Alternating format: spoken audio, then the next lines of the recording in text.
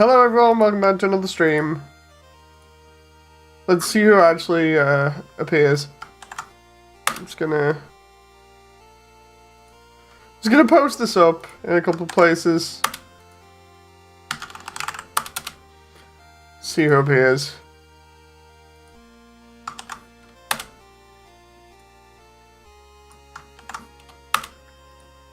There we go. I think I have covered all of the regular places that I lurk.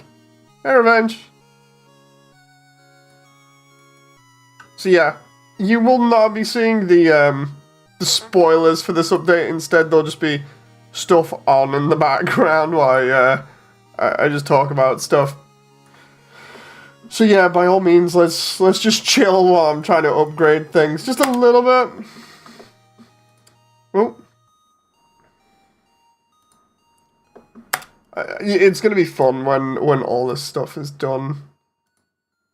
And then I know I'm gonna get the question, which is, dude, well, what's left to do? And there's not too much actually.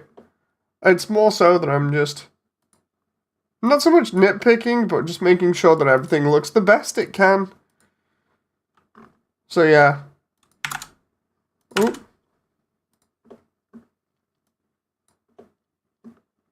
I say that, and then next minute we get the yellow OST has seemingly stopped and decided it wants to buffer. No, and now I'm gonna get advertisements on it. We'll go from there. Hey Sammy, how you doing?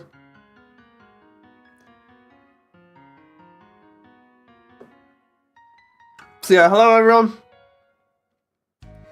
People be slowly coming in here right now. Ah, here's my first instance of a trick that I need to pull off. So if I do this, what I'm trying to do here is for part of the update, I noticed that certain lights just needed to be better. So I'm trying to improve the lighting real quick, which actually isn't too bad because all I do is just increase the radius a little bit so that areas get affected more. What I need to do here is, though, I've run across one issue already, which is something I need to open in another Blender window, and then start actually doing as a little technique here. Let's do waterfall EX. Scene 4. Okay. So yeah, the update's practically done. I just need to wait to drop it at the perfect time. And everyone's probably gonna be asking themselves, or coming in and asking me like, dude, what's left to do then? Like, what's going on? And the answer is simply, I'm just making sure that everything is as good as it can be for the update. Like, there's still little bits that I can make look a little bit better. So I'm taking my my time now to do that, just so that it looks the best it can for when it's out. I just realized that's not gonna look good there because of the transition. Oh no. Can I not just, like...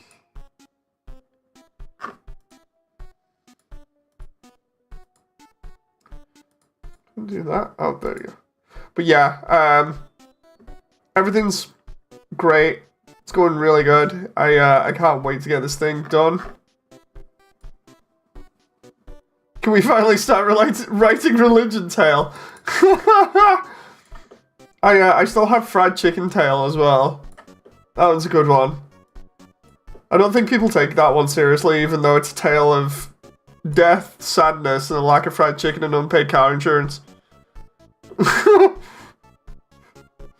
really like that one as well. Oh, let's see, 1.2.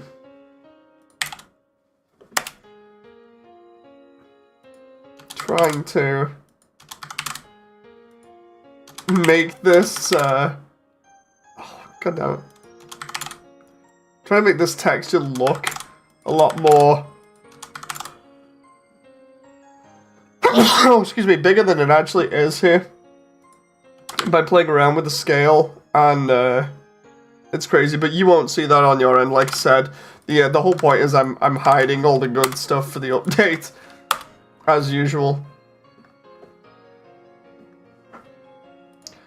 0.5. So yeah, I just thought while I'm working on stuff in the background here, I'd start up a stream and we could just have a little chat about stuff as usual. The update is split into a lot of mini segments, so be prepared to hang around a lot and watch footage. Because it's not a simple watching for like 5 minutes and then done update. It is a massive thing. No, I'm not setting up Waterfall Gaster. I'm actually done with it. I'm just tweaking small things for the update that I noticed that could be better. So actually it is done. I'm more or less being a perfectionist now and just being like, you know what? I could get this looking better. So yeah, if you were wondering what was going on and whether Waterfall's done or not, it's been done. It's been done. I'm literally just like picking at it now in the background and just making sure that it is the best it can be. No update sneak peeks. Yeah, there will be no update sneak peeks from here. This is literally just the background I'm using, again, the animated one, just for now. But yeah, I'm so happy with the update. It's been real good doing this, and it's only going to be better when I put the new footage in now to show like what I've been working on properly. Oh, that moment where I accidentally mess around with the lighting here and cause it to mess up. Let's try that. Hey, is it finished yet? Yeah, it's finished. Literally just said that it's done.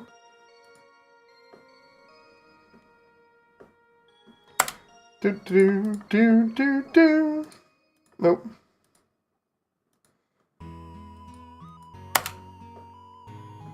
Okay, so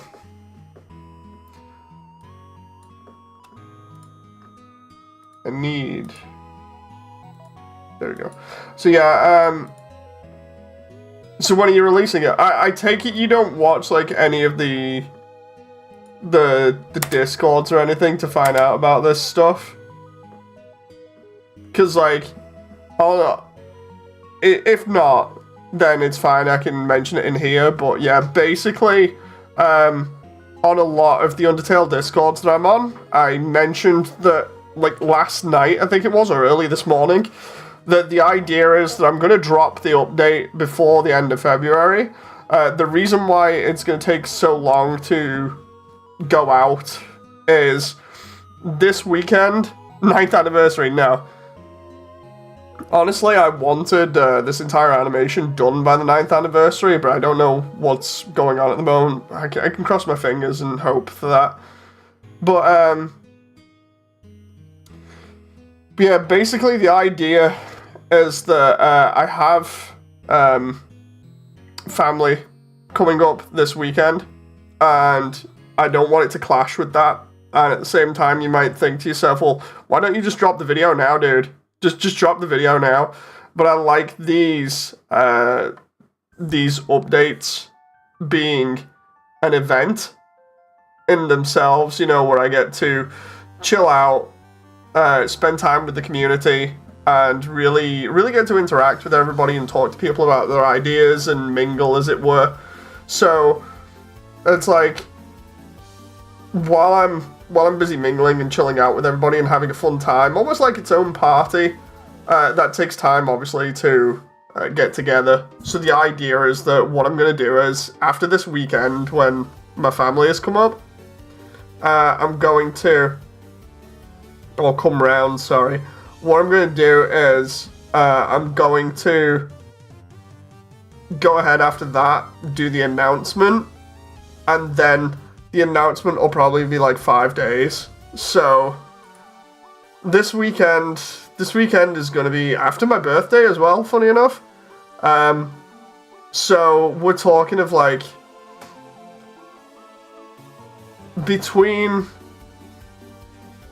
What I could always do is I could announce it now and then say it's going to be released on like the Tuesday maybe? Hang on. When's your birthday? The 15th.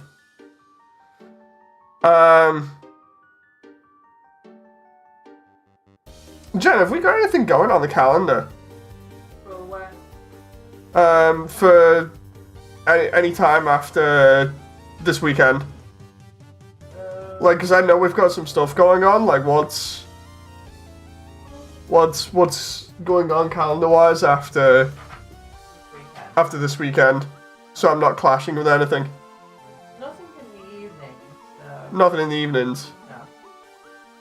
No. Okay, so do we? I have to take Rachel anywhere in the mornings on either the Monday or the Tuesday, the 19th and the 20th. On the 21st, 1 we need to take her to a doctor's. That's on Wednesday though. Okay, so Monday and Tuesday I'm clean, right? For the other thing is the afternoon. So yeah. Okay.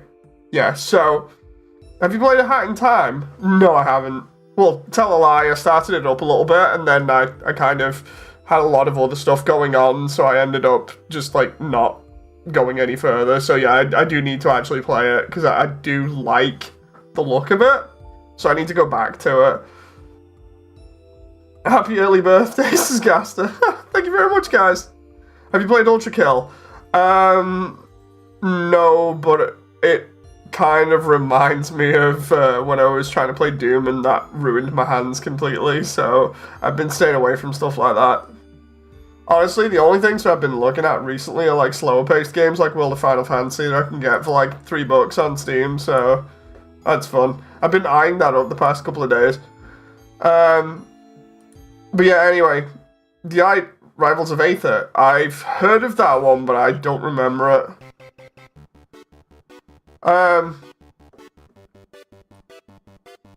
But yeah, like I was saying, the whole idea is I could always announce the update.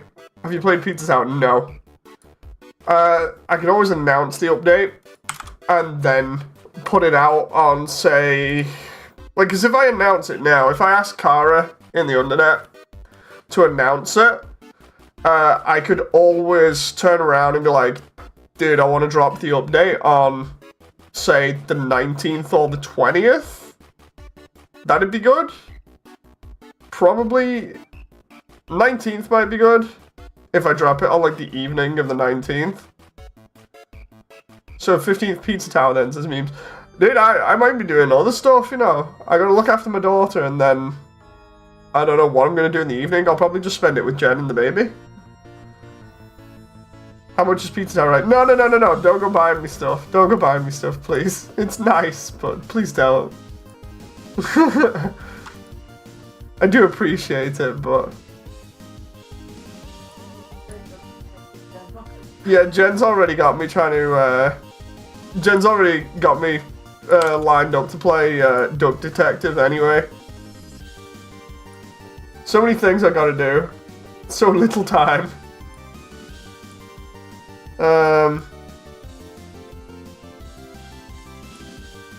I might as well just make Jen my manager from this point.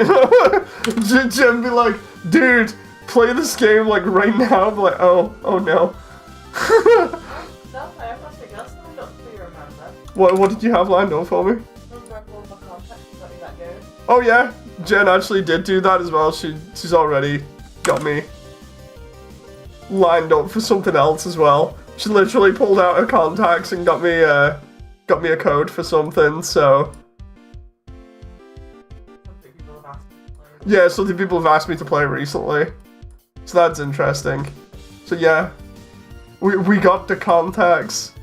I think it's funny how people probably think I'm not telling the truth about that kind of thing, even though I've mentioned it before when we got the PS5. And everyone was like, dude, how'd you get your hands on the PS5? It was like, so anyway.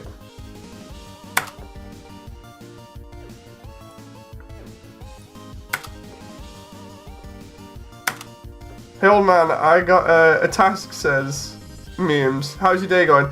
It's going good. A code? A code for Raid Shadow Legends this guy. Jen's gonna have me playing Shady Rady. I meant to ask, my day's been going pretty busy.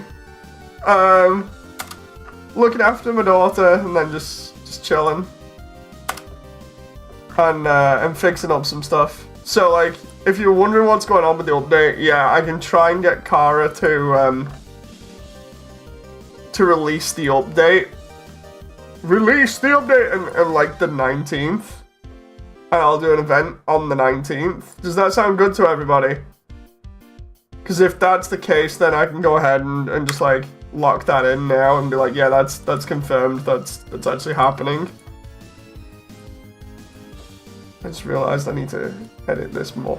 The problem with making geometry a certain height is that it just looks totally screwed now, and I don't want to have to go back and redo this geometry. 19th noted. Okay, so I guess I'll lock that in. So what'll happen is, it'll go up in VR chat first. So if you want to see it early, then just be around on VR chat, and then what I'll do is I'll ask Kara from the Undernet now to do an event. Actually, I'll ask Digi. Hang on. Digi's doing something else recently though. Hey Digi, can I ask to get a event planned for the 19th for Immersiontale at roughly, well, let's say 10 PM my time?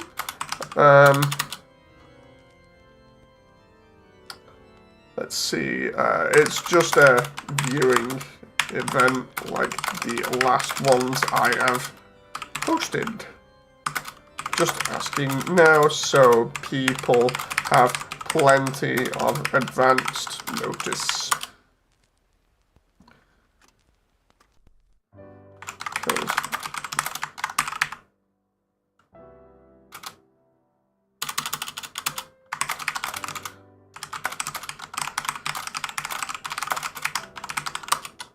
Okay, let's see if Digi gets back to me, and if not, I can ask Kara directly. Yeah, so late February, which is 19th, basically. What was your thoughts going on the meme that I sent during your Lethal Company stream? Honestly, I was just like, what even? I don't, you know, I started getting really confused. It was just like, okay. No, it was highly amusing for me, but at the same time, I was just like, wait, what? Dude, I'm half tempted to redo these freaking... So I've got, in one part of Waterfall here, I've got a load of reeds. The problem is that the scaling of them just looks a bit freaky. Let's see, where's Frisk? I measure everything in Frisks. So let's see. Because the idea is that I get all these areas lit up just a little bit better. And then we go from there in terms of making sure everything is good.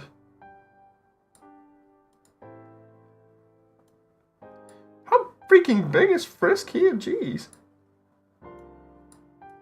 Dude, did I up the scale of Frisk? No, everything is... I see. Everything else is slightly... There we go. If I do that... That moment where you can't remember what scale you did everything to and everything looked a bit crazy. Okay, that doesn't look too bad then.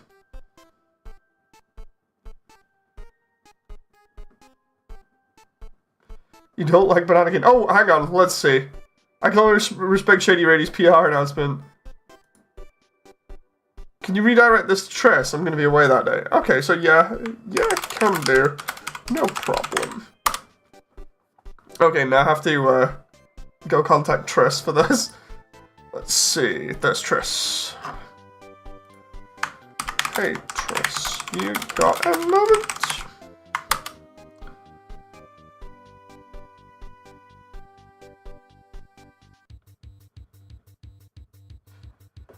I just gotta go through the right channels. I gotta go through the right channels to get everything done, otherwise nothing gets done. But yeah, the other day I was doing a load of rendering, and now I've noticed that I've got a tiny issue with some of the things, so I'm just like doing touch-up work essentially. Wait, what? There's the oh yeah, I can relate to that one, memes. I can relate to that one heavily. That means I'll be famous staring at the blade of grass in Waterfall, says Gaster. Oh no, it's like I was saying, I totally forgot about Gaster after this. There was too much joking and everything, and as a result, I just totally forgot. Like, no joke. Like, most of the underground, I was just like, wait a minute, am I forgetting something here? And then next one, I'm like, oh, I forgot to put Gaster in the update. Hey, Ghana. So yeah, no joke, Gaster got completely left out because of too much joking, quite literally. It distracted me. I was too busy just like, okay, this bit's gotten old now, when is it gonna end? And then next minute it's just like, okay, I guess, like, was I forgetting something? Is Gaster in this? And then next moment it's like, no, I actually just forgot him. Kinda says I really should be sleeping right now. I mean, I was just about to say it's only 11:15, but that's coming from the guy that literally has survived outside of literal everybody's time zones for multiple years. It was like this morning, I can't remember who it was, in the Undernet was mentioning this exact thing. What was it? It was Tick. Sorry. Tick in the Undernet was like, so anyway, dude, you need to sleep, thinking I'd done like an all-nighter again on Immersiontale. And I was like, no, I'm good. I've had sleep. You remember I'm British, right? I'm in British time zone. And Tick was like, yeah, but I just thought you were doing an all-nighter again, so I thought I'd just warn you. I was like, oh, that's fine. And there was like, it's okay. I have yet to invoke my actual special ability, which is making it look as though I don't sleep and thus exist beyond space and time. So I appear to just exist. That is a legit thing that has been observed by people.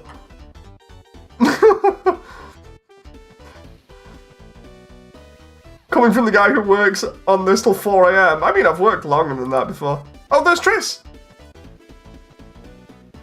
Not this instance. That's MP.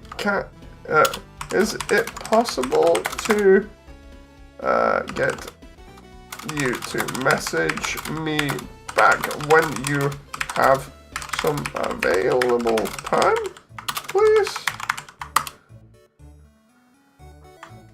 It's not urgent. 8 here.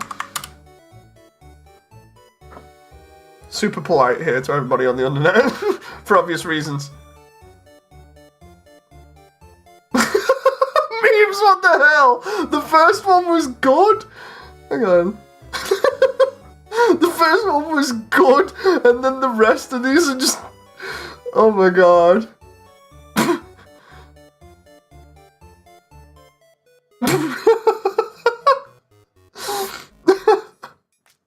What the... Oh... The first one I was like, I can relate to this. The next ones are just like, what is even going on here?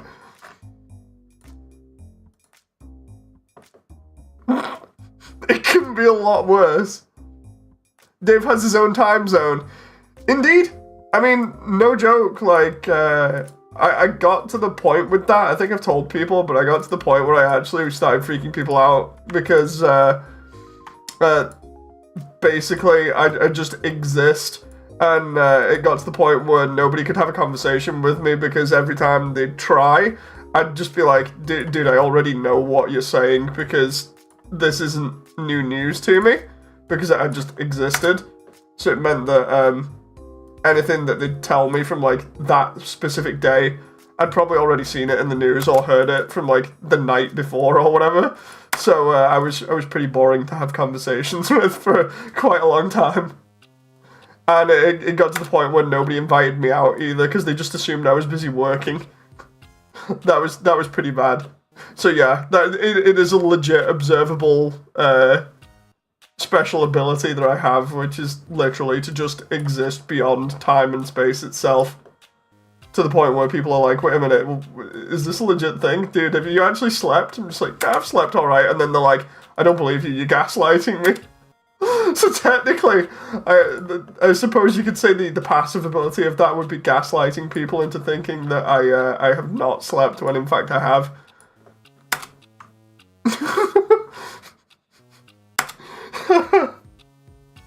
Dave moment for real. You're a time traveler. Oh, no joke. I remember mentioning it in stream once, saying like legit. I feel like I've lived at least three different lifetimes because of how long like I feel like I've been awake. So yeah, it's pretty amusing.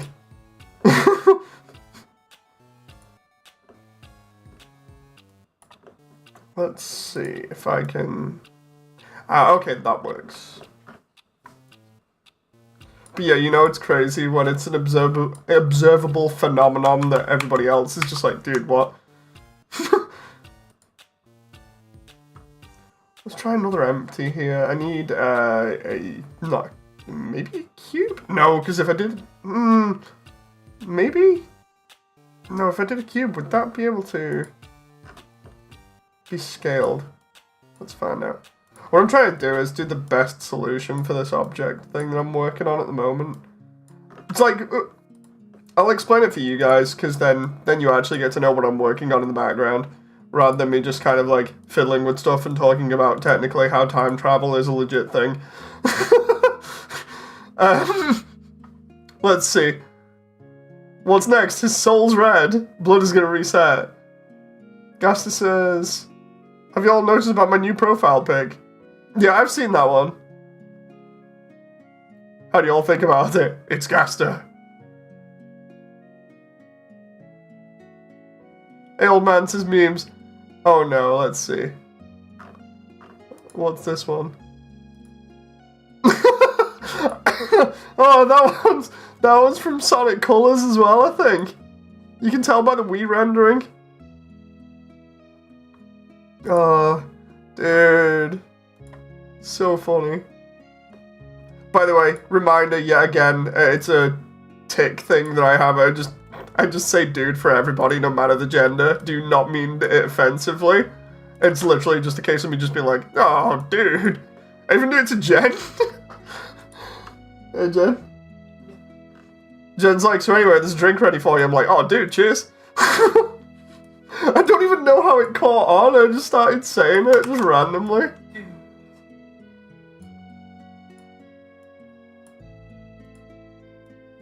Oh, crap. So anyway, I was going to mention stuff before time travel. Have you seen that weird back and forth on the official KFC? No, I think I might have. 9 months later, this is Gaster. I just remembered VRC was so funny this weekend with all the crazy stuff. I have a random question to Sammy. Go for it. Meme says, hey old man, I sent you a Meme, seriously? I keep trying to do work here. Stop. What? Mercy. I know it's... Wait, what? I was actually gonna read that from... What? Oh, dude, this reminds me of the Tony the Tiger Twitter thing. Oh. Memes be like, so anyway, procrastination. No! No! Let's try roof caustics.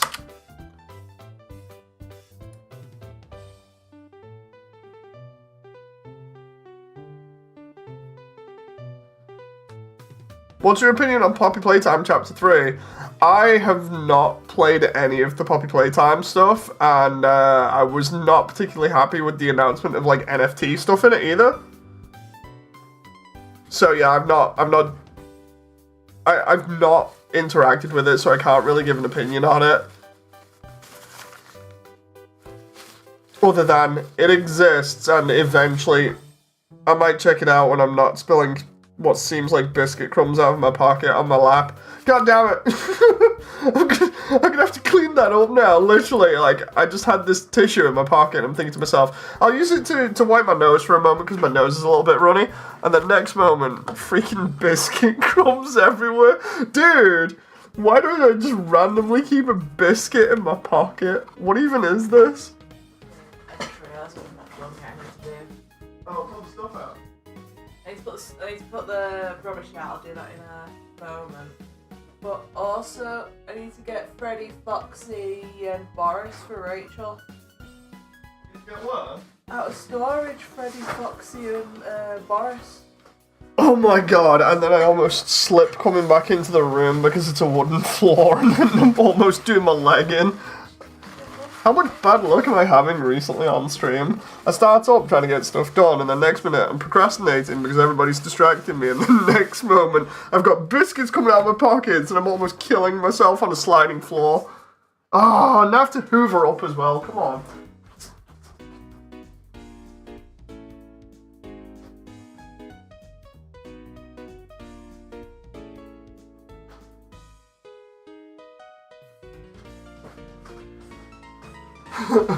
Hell man, let's continue procrastinating. No! No! Steals Dave's computer. Who keeps biscuits in the pockets? I know, right? Average Dave stream, let's go. Hey, at least it's never a dull moment.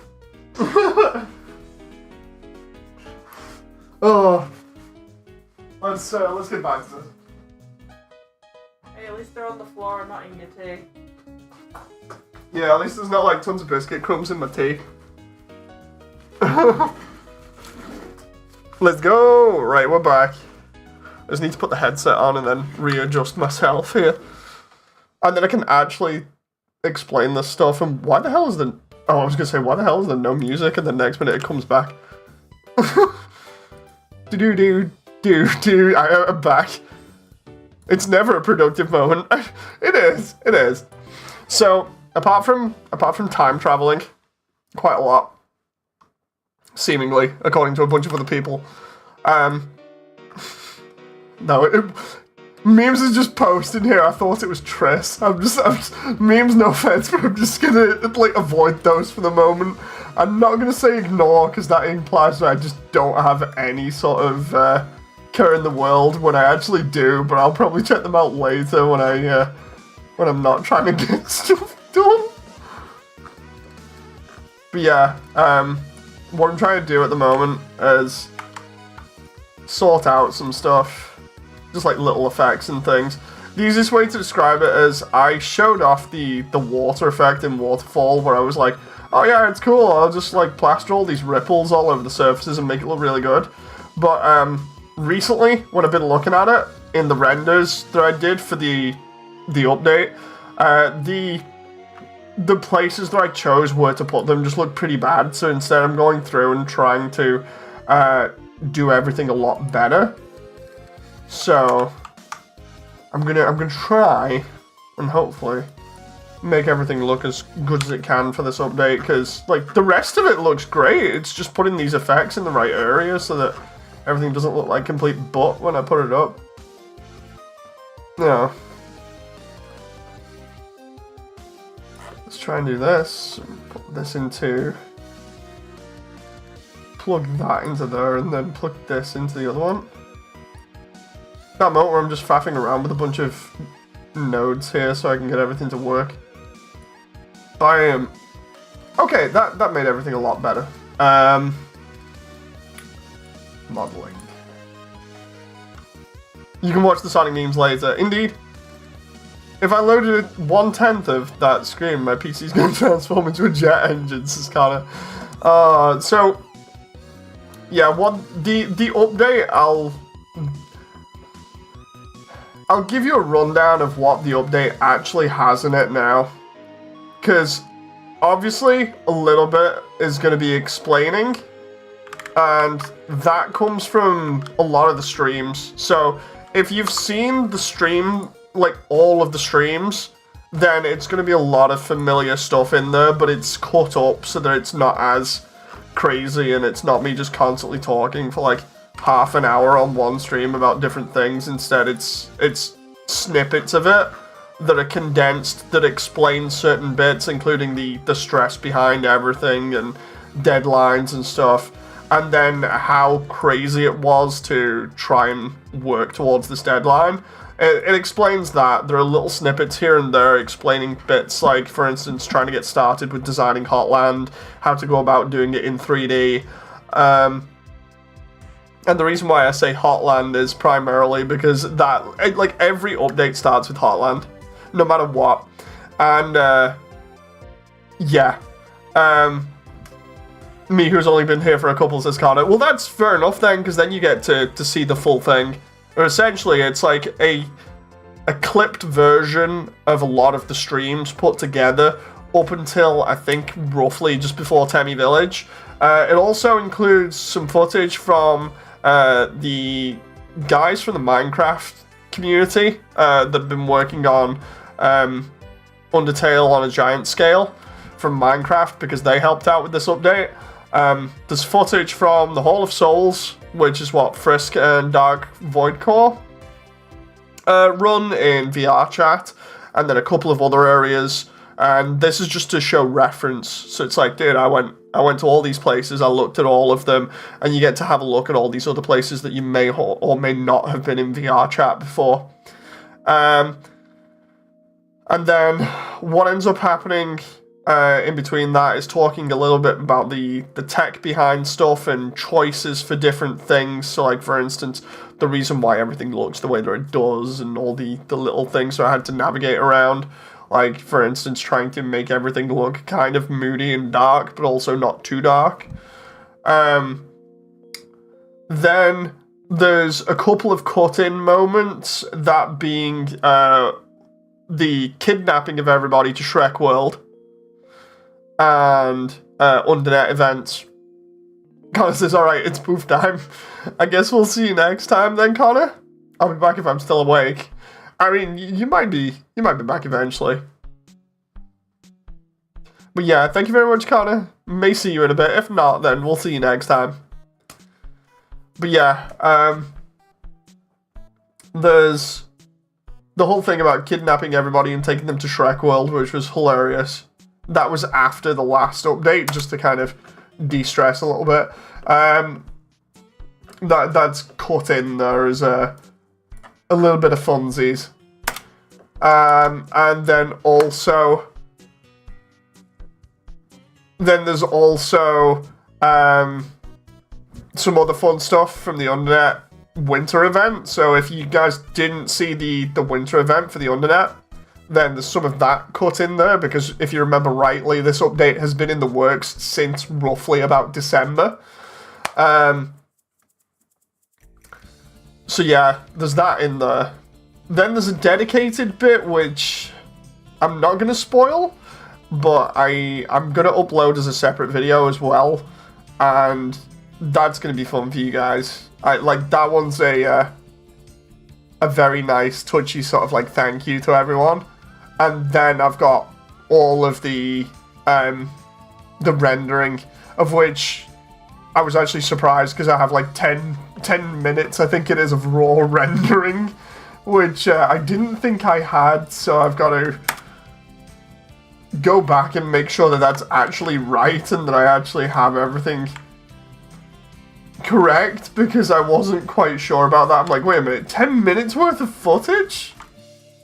Just rendering stuff? So, heartfelt moments, sign me up, says Sammy. Yeah, I wanted, like, the easiest way to describe it is I wanted to not just look at what's going on, I wanted to look back at what's happened. So, yeah, that one's nice. I really, really enjoyed doing that, and I hope everyone likes that, because it was fun. I'm just trying to check through here now to make sure I've set this up correctly. Oh. I don't want to just put these effects in areas where it makes no sense, you see.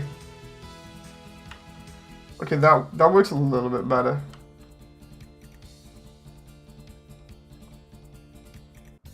But yeah, 10 whole minutes of rendering for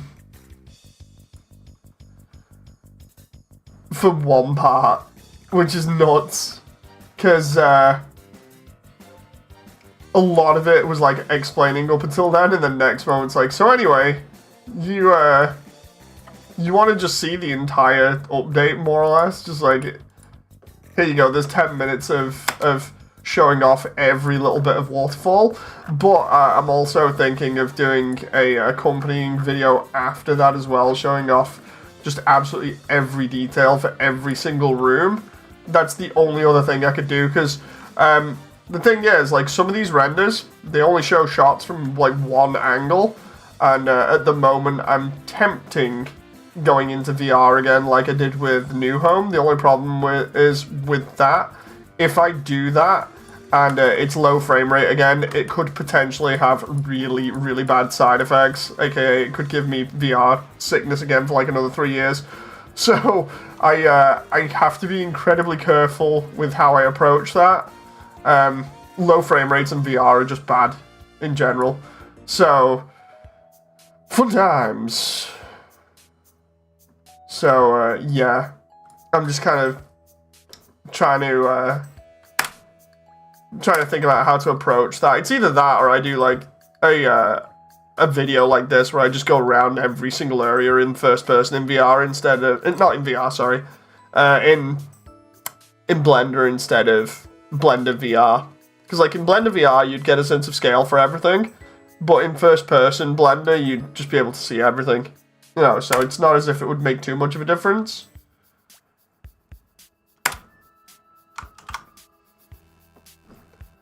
I gotta render some scenes here, so that one's gonna need to be done. So what I'm trying to do here is fake room transitions, and what that means is essentially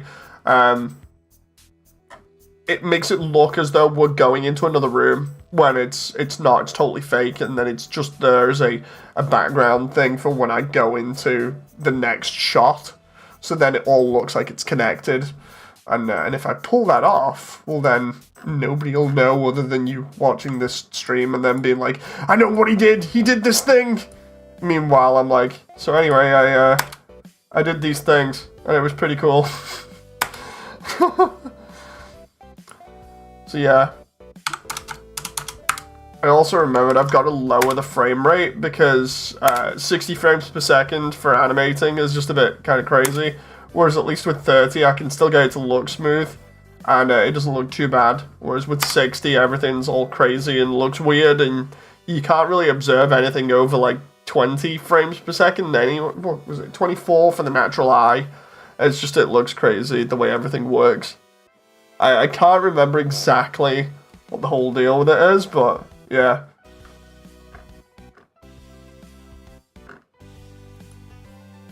Let's do this. And we've got room for fake transition. So hopefully now I can just stick a camera in this location and just render this and then we're good.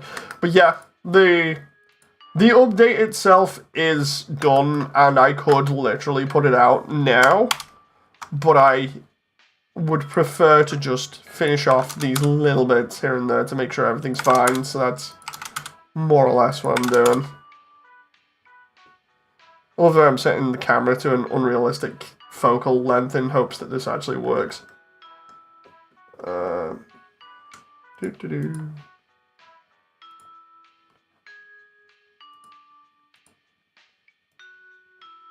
Meanwhile, all you guys can see is the test background that I did ages ago. It's okay, it's no big deal.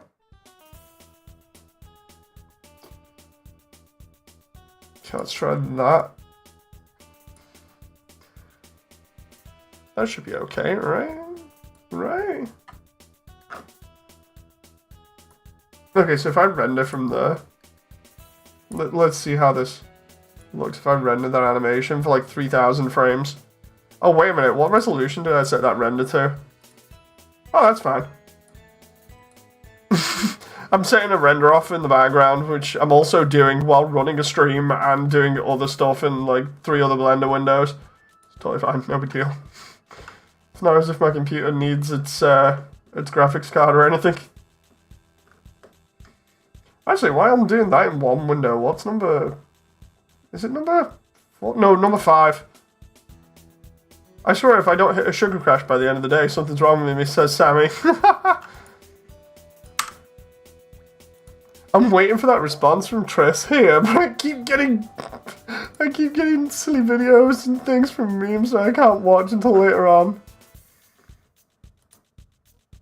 The funniest part is, because I've not answered any of them in Blender, it just keeps a big thing up saying, new message. It's like, no, it's a lie. It's not a new message, it's just there for later on.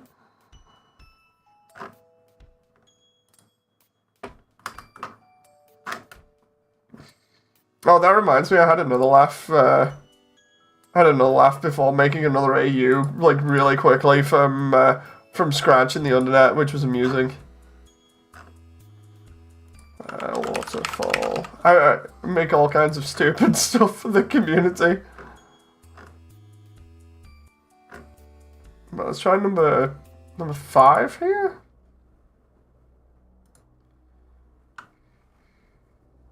That moment where literally I've got like 3 or 4 Blender windows open at the same time. How is my computer even running this?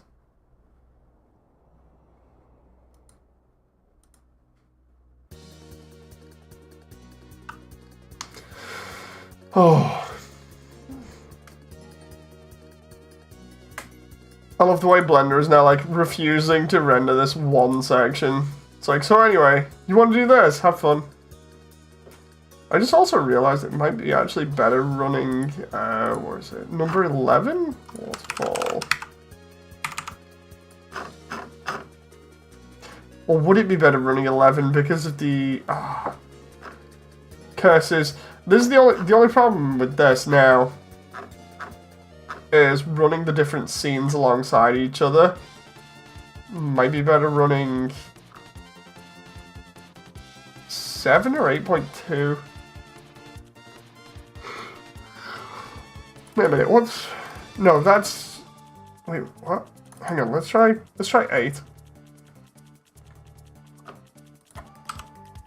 So I have a lot of scenes here that are essentially just different versions of Waterfall with a lot of rooms in.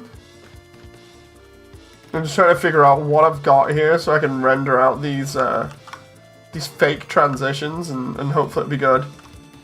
Meme says, got a question for you. Go on, Memes. Shoot. Not literally, though. Wait a minute, if I... Oh, I see. 8 was the block out for upstairs. That's fair. I just like get rid of the block out here.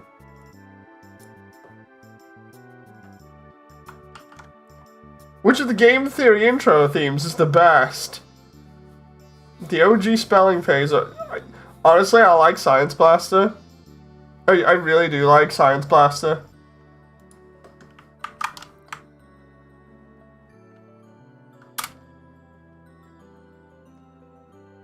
Dag. No, I really do like Science Blaster that much. We can't be friends anymore. No! I'm gonna have to cry myself to sleep tonight now. You just know Science Blaster is good though. Can I like do this? Oh.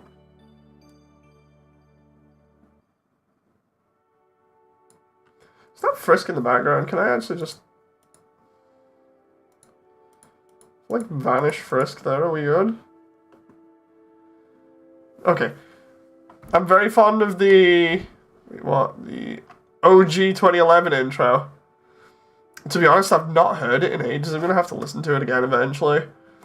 That's the only reason why I mentioned Science Blaster, because obviously with me having like MatPat brain rot from all of the MatPat recently, I've just listened to Science Blaster a lot.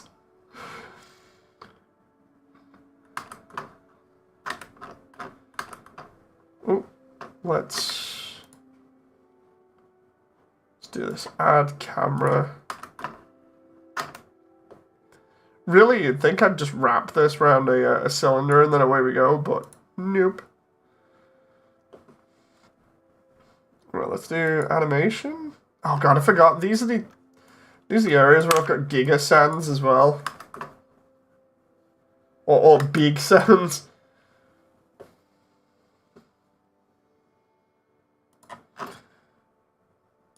Right, can I just like close that? Find out where this camera is and then just move the damn thing into position.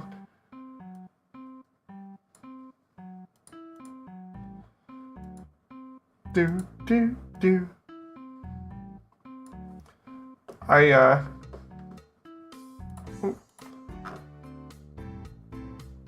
Sat here thinking to myself, this is gonna be easy. And then next moment, I'm like opening 5 different Blender windows now and trying to render everything all at the same time. It's like, okay, I'll just double time it on this update, it'll be all good.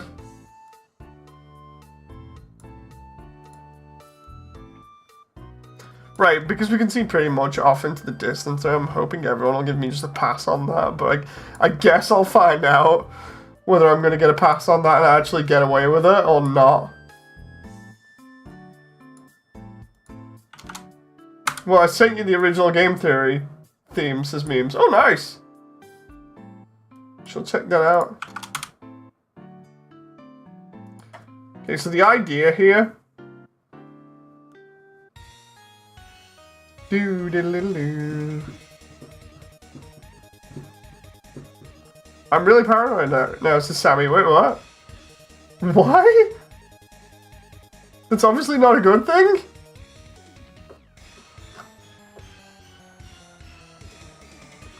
Wait, why am I... Oh, I see. No, that's totally thrown me off. I don't need to render that. What I need to do is render 13 or 12. Oh, there we go. Scene 12. I hope my cat wasn't replaced by a skinwalker, Sammy. Wait, what? You heard it first on stream. What's a skinwalker? It's something that basically pretends to be either human or an animal or something when it's not.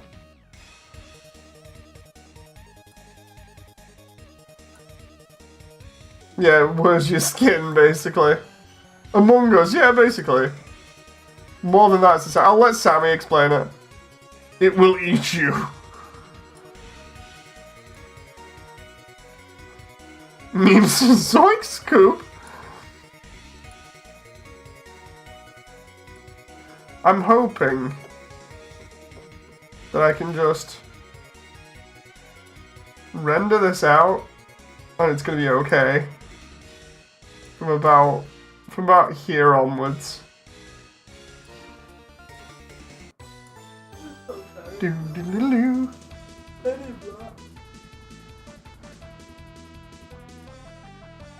This wasn't on the box with Scooby Snacks, was it? No. You can find a bunch of like Skinwalker stuff online. I knew Arizona wasn't safe. Yeah, Arizona's not exactly known for being safe.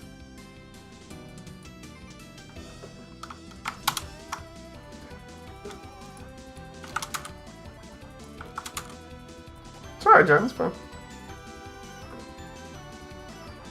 Yeah, I'm hoping I can just render this from this distance and it'll be good.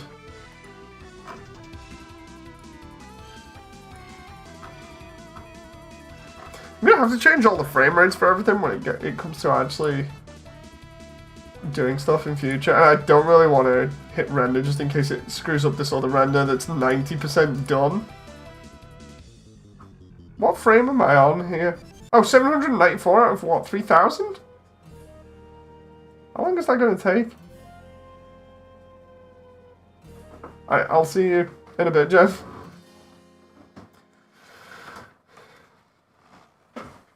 Did you know that you always have 2 minutes to live, but but breathing resets the timer? Fun facts. Huh, interesting. What happens when you hold your breath then? You know, because people can hold the breath for like 2 minutes.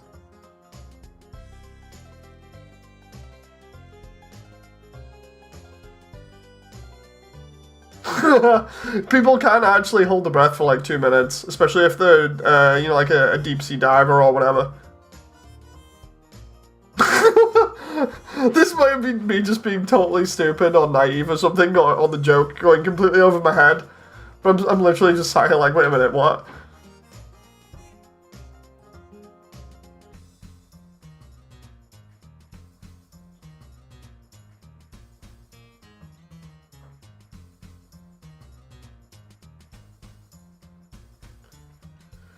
I'm sat here waiting for this render now.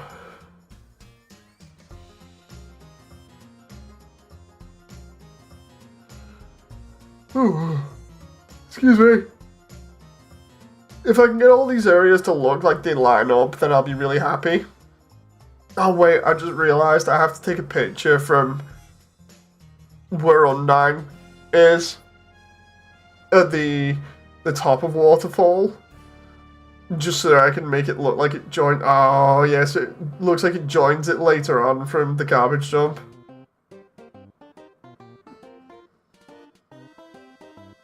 Sammy says, in Navajo culture, a skinwalker is a type of harmful witch who has the ability to turn into, possess, or disguise themselves as more or less anything. Mostly taking the form of a wolf-like creature. You'll know if you hear one, trust me, they're very distinct.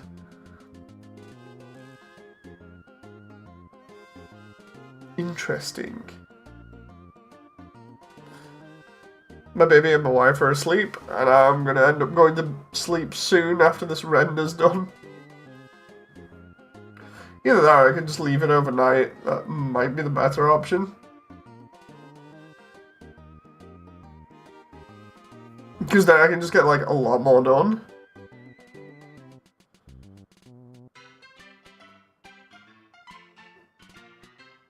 Did I actually set it for 3,000? Let's have a look.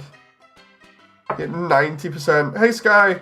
I'm just finishing off the actual update rather than do any more to it. I'm basically done with it. It's all edited and everything. I'm just doing tiny tweaks. So I figured I would make a stream out of it and just chat to people while I'm waiting for stuff to render off so I can finish up those tweaks, and then away we go eventually on the 19th, I'm hoping for. Oh, he says that, and then I get more messages. Oh, it's memes. Memes! Sending me more videos. And things.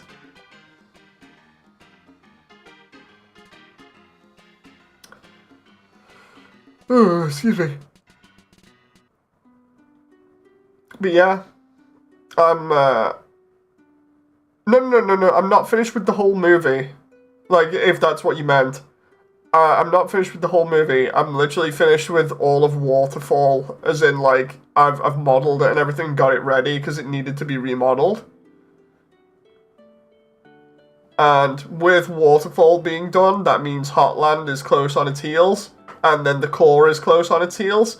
And then that's, like, a lot of the game done then. And then, because I've already got Snowdin, the Ruins, and New Home done, that's more or less the entire area is done. And then I can start animating. Like, after this update, I can either link up Hotland, which will not take long, doing, you know, the outer cave wall. I can link Hotland to Waterfall that way. And then away we go, you know, I can start doing the core. Or essentially I could just start animating, which I need to do anyway, so you may see me do a few like little skits or something. Cause what I what I was thinking of doing, because I've not animated in ages, so I'll obviously be a bit rusty. What I was thinking of doing was literally, like a lot of other people do, like taking some of the sketches and stuff that people have already done online for Undertale, and just animating them, but in the Immersiontale areas. So, like, for instance, if we've got, like, you know, like the famous one that I played on stream the other day with from Rev, where it's like, don't trust the goat. If I did that in like Immersiontale style, then yeah, that'd be pretty amusing. Just do like that, animate that entire thing, and have it with like Asriel in the background or something, or or I could do one of the other ones with Papyrus and Sans, or even Undyne. And just doing that kind of thing will get me back into animating and get me a little bit more confident.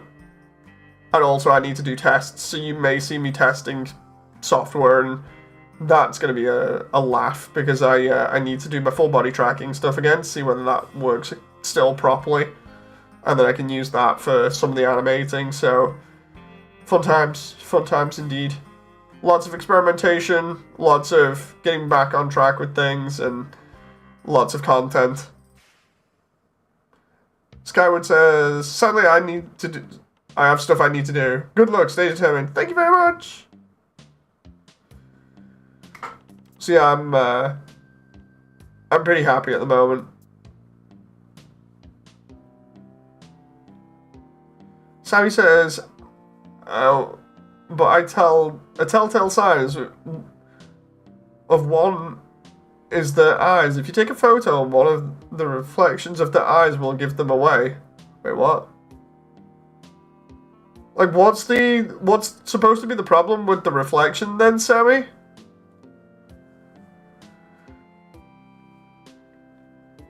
Like, because that makes it sound like there's a problem with the reflection in one of the eyes. I just want to know. I'm curious now. I'm diving into Skinwalker lore here.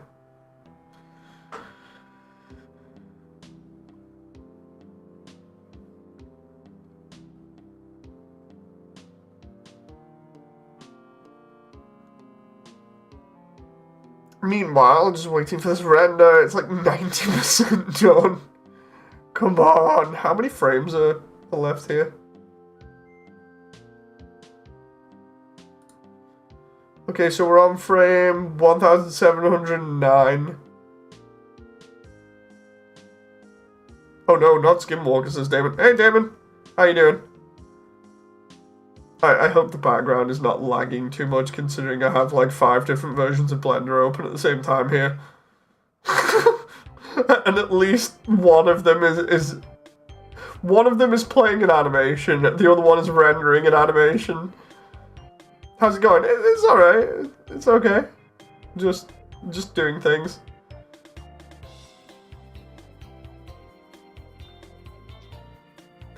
But yeah, everything's going fine. I just had a really busy day, so I'm just like, I'll get stuff done now, and then tomorrow's another busy day. The full-time dad thing is crazy, but I enjoy it. I'm just heading to bed after watching The Thing, says Damon. Dude, is that really wise? Do you not just want to like chill out for a bit and then do that? Because otherwise, is where you have like freaky dreams about something getting you in your sleep. So talking about Skinwalker, says Damon. Red eyes, they glow if you shine a light on their eyes. But Sammy, how do you tell the difference between that and the glow that you sometimes get on people's eyes or animals' eyes from cameras naturally? You know, because like you'll see it in like other like photos that people will take, right? Where like animals will have their eyes light up in the dark or whatever, or in photos. So how do you tell the difference?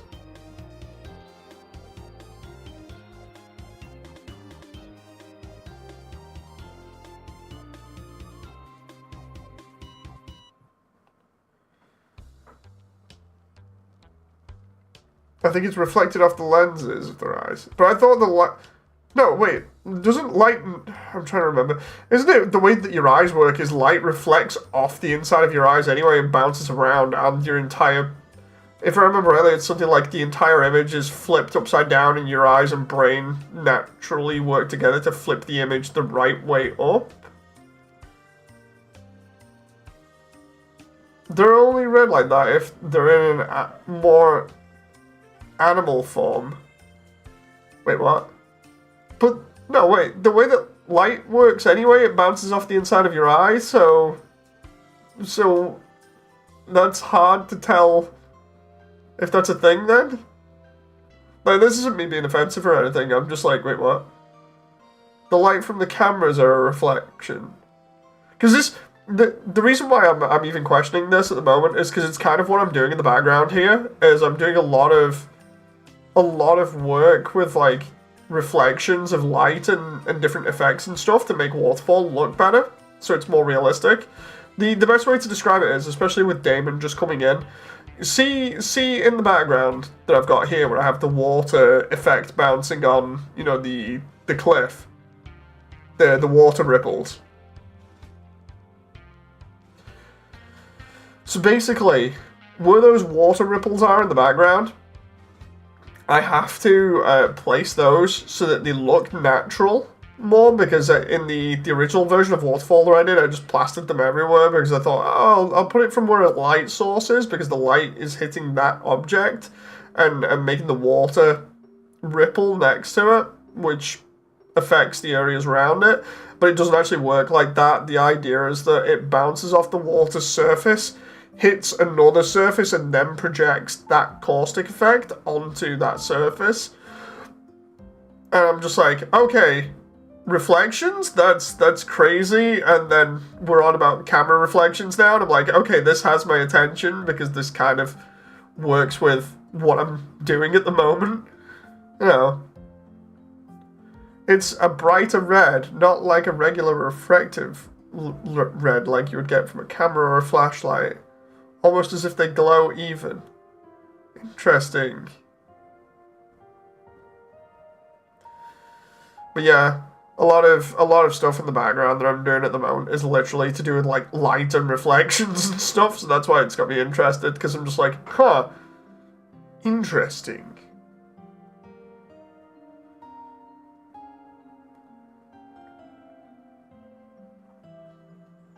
But yeah, it's like I was comparing notes before with the people from the Minecraft version of Undertale, where I was like, so anyway, light bounces. And it was like, well, we don't have those. And I was like, no, but the way that this works is apparently it's supposed to be a case of the light reflects off like the water surface and then gets projected on walls and stuff. I'm just like, I kind of goofed the positioning of these, so I'm gonna redo it, and I just want to compare notes because I'm thinking of doing it on most of the roofs, and then in certain areas at like distance, so that it makes it look realistic. And it was like, yeah, no, that makes sense. so yeah, now I can do that. Damon says, light enters the eye, passes through the retina, and then strikes the mirror-like membrane called the tapetum. The tapetum reflects the light back through the eye to the light source. Yeah, it's like, that's how an eye works. It bounces light around inside your eye, hits a mirror, and then back out. It's actually kind of crazy. That moment where I'm using like freaking science of all things. I was never really good at science, but yeah, using science to try and help calculate stuff and explain things so that I can make things better. Light go brr.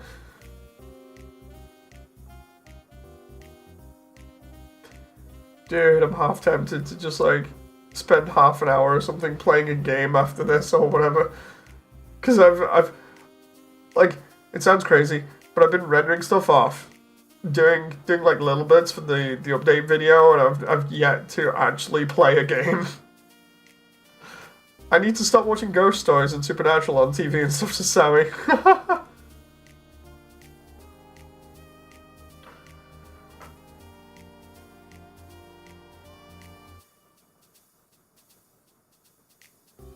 Being Native American, this scares the crap out of me to say, oh, okay, that's fine, you know. Science is fun. The only time I've ever enjoyed science and stuff is when we got the Bunsen burners out, because fire is always amusing to use, and that makes me sound like I'm a pyromaniac. And then I'm thinking back now to all the instances of me actually like setting fire to things just because I found it funny and amusing and pretty, and I'm just like, oh, that's not good. That's not really helping my claim at all.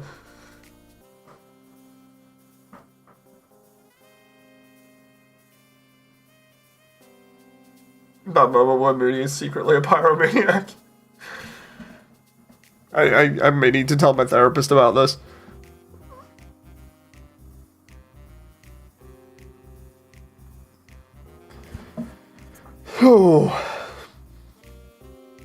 Oh yeah. So anyway, I had somebody coming selling internet to me before. I don't normally deal with people at the door, and the guy was like, so anyway, how much do you get for like up and down? And I was like, well, we're not upgraded in a while, but we get like 200 down and like 20 up or something. And he's like, how much do you pay for that? And I was like, about 60 a month or whatever. And he's like, yeah, I can get you like a gig for 40 a month. And I'm like, holy crap. He's like, yeah, and 100 upload. And I'm like, oh, okay. And he's like, yeah, I can do it right now for you if you want. And I'm like, maybe tomorrow. So I'm like gonna look around and see whether it's a scam or whatever, or see if I can actually just like upgrade my package without doing anything through somebody at the door. Because normally I don't like, I don't like dealing with people like that, because you never know whether you can trust them or not.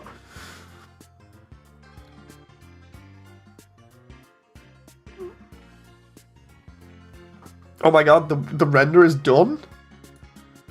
Let's check this out.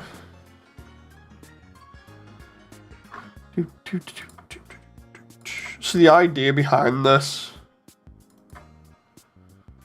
Oh no, that's a different one. The idea behind this is that hopefully. Oh wait a minute. Was that render gone? What was that render actually named? So this was room for the Shrek world. Room for fake. Where is it?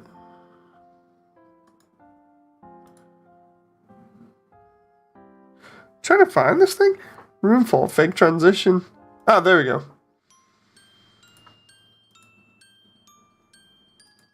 Okay, I think I've got this. If I go to room 3 and copy this, we should be good.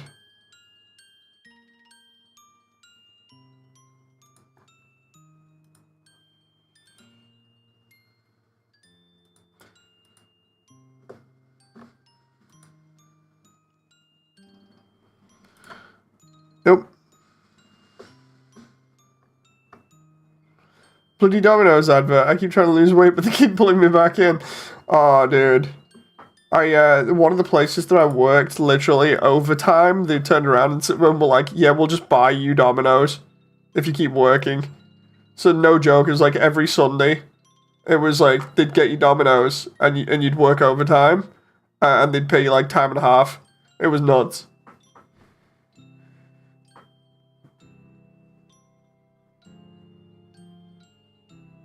Does Europe have any fun myths or cryptids? Oh god, if Jem was actually awake, she'd probably tell you loads. I don't... Can't remember many off the top of my head. Or any at all, really. There are some crazy things. It's just, I'm not too familiar with some of that stuff.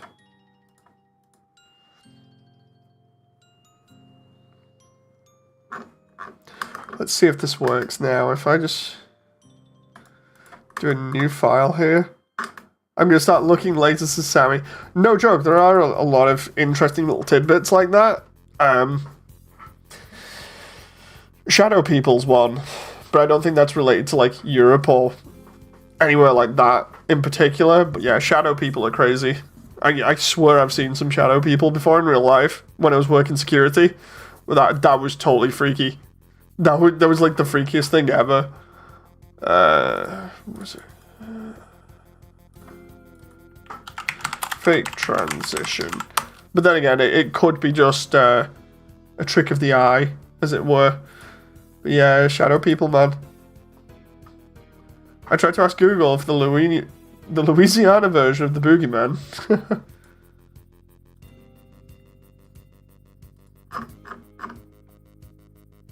Want to hear about him, says Sammy. I mean, go ahead. I don't mind. I'm busy doing this, but I will listen.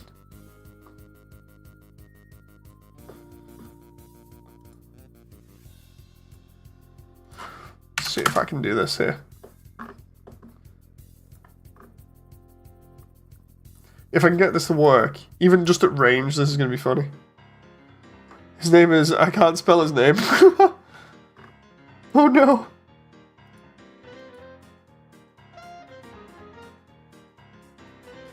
I love the way we're talking about, like, the Navajo and stuff. And we're literally, like, listening to the Dunes music in the background from Yellow. We did furries. Yeah, I think we did furries.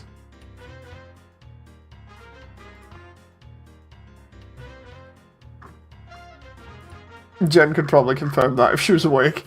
She tanked. She was like, dude, I'm too tired. I was like, yeah, it's fine. It's a bedtime.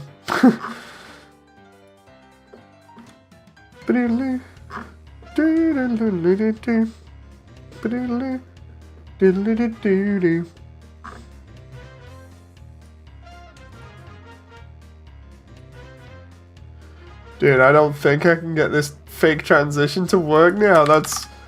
I may have to do something else about that, because, like, if I try putting it as an image, I don't know whether I have to make it emissive or not. Hang on.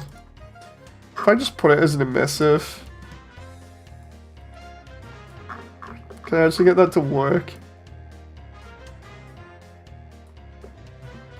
I might be able to do the emissive and then a color ramp, and we'll just do cyclic auto refresh frames 3000. Hey Lucky, how you doing? He's basically like an old boogeyman, but he wears a yellow raincoat and has a rusty coat hanger. Oh yeah, I've heard something like that. Doing good. Oh nice. Good to hear. And the question is, does this work now? Oh, it's close. It's close. If I can tweak the emission strength down a little bit. Dude. Oh, I can't show you guys either. That's one of the things that's a bit rough. Can I just like 0.4 that? Okay, that doesn't look too bad. Then if I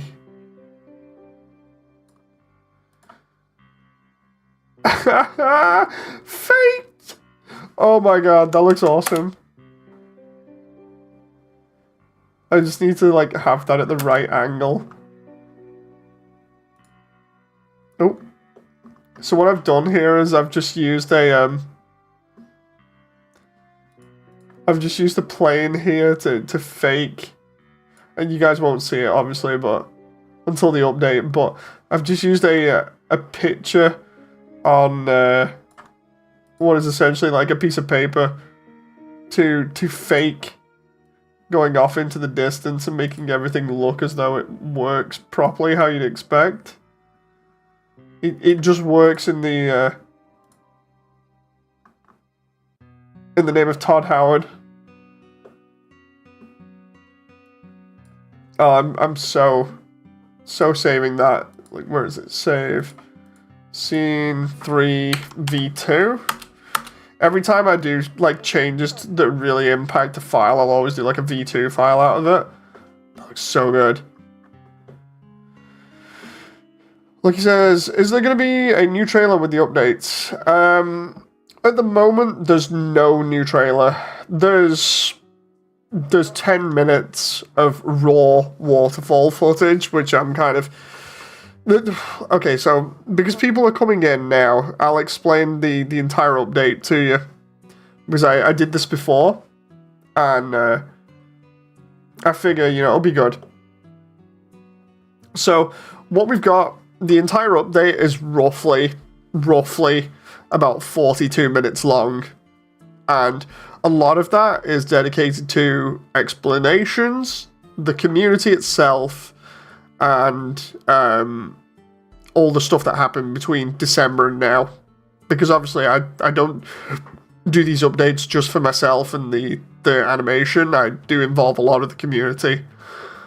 So, in terms of the structure of the video, we start off, we've got a thank you to everyone that made the update possible. Then we have the intro, which is really fun. Then we have an explanation going into things about what happened after the previous update, which was basically just going to Shrek World. I kidnapped a load of people and took them to Shrek World, so there's that footage, which is cut up. It's only about like a minute or two long at most, but it's fun. And that's there just to have a laugh because of how crazy it was to do the last update. And it was just nice to de-stress and kidnap some people and take them to Shrek World. Then there's the intro to everything where I talk about what needs to be done and why. And then we do a little bit of that. And then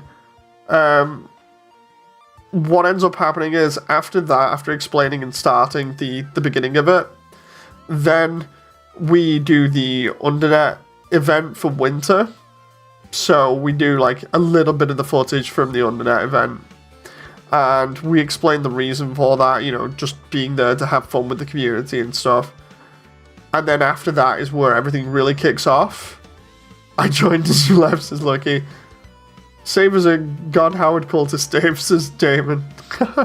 So yeah, after the Undertale event, like the winter one, is where the video properly kicks off and doesn't mess around anymore. And instead, we have explanations as to, why everything was so stressful and looking at different ways of approaching things, and then I start slowly showing everything being built up, like most of the other updates, where I spend time explaining how stuff is built and show off most of the effort involved, which normally gets people going, wait a minute, what? This is way too much effort? What are you doing? But yeah, basically, that's how it's structured early on. Then we have a transition to explaining about the other areas that I used for reference from VR chat, from artwork, and from the Minecraft team, to which there's a small video detailing or showing off the other places in VR chat that I looked at, and then also there's a small place dedicated to the Minecraft team, and I've even got the details up on screen just to give them a little bit of support on their own YouTube. So it's like a shout out.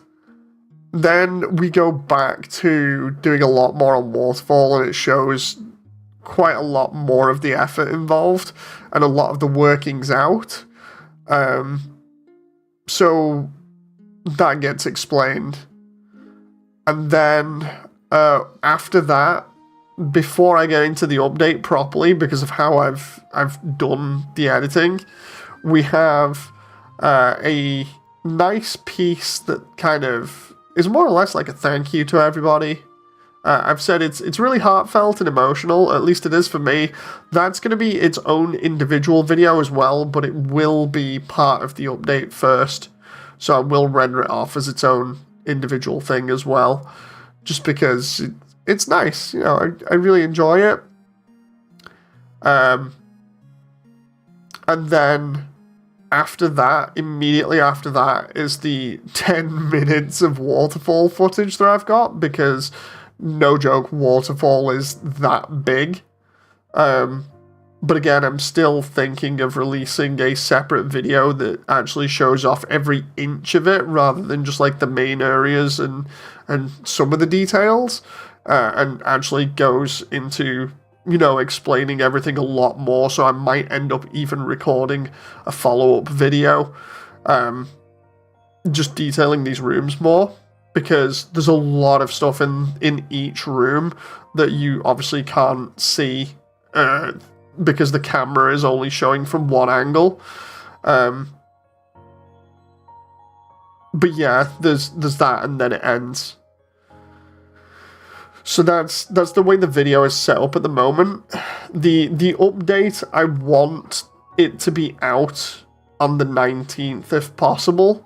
I'm trying to set that date on the calendar, but I need the Undernet to get back to me to confirm this first. So at the moment, the 19th or even the 20th is going to be the date that I'm aiming for, and I need the Undernet to get back to me as soon as possible so that I can lock that in and people see it in the event calendar. They know that it's there, and I can get a lot of people together to show off this update too.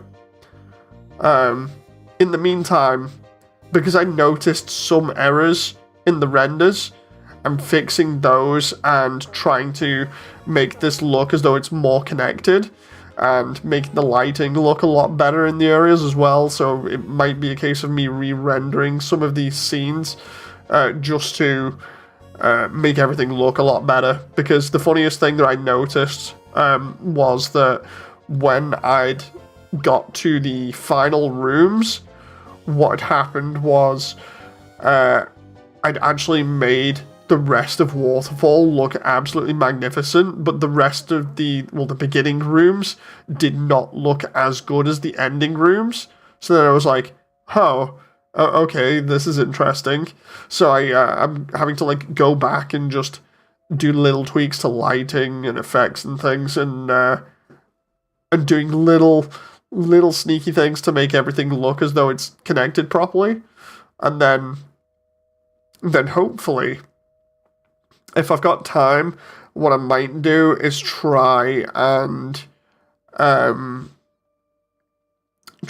do the linking of Waterfall to Hotland. And the reason why I'm leaving that till last at the moment is because that one will be a big one. It will require me to essentially model the entirety of the cave wall, and it'll also require me to place the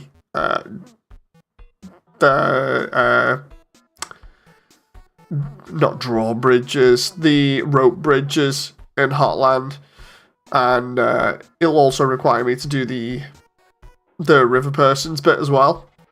So that's going to be fun.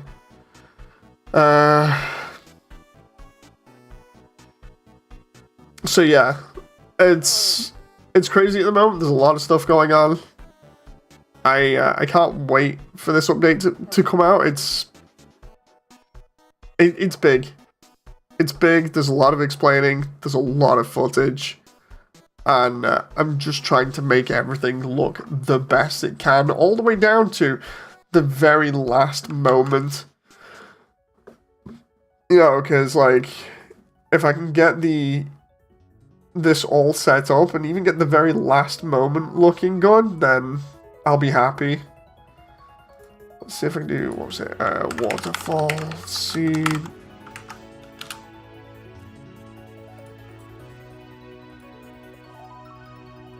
There we go. If I can render that now, that'll make everything look as though it goes on for, like, forever. Render image. There we go. So the idea is I'm trying to fake a lot of this, just so that it just looks easy. That's why the background is also just a repeating thing going on at the moment. It's just to hide all the stuff that I'm doing.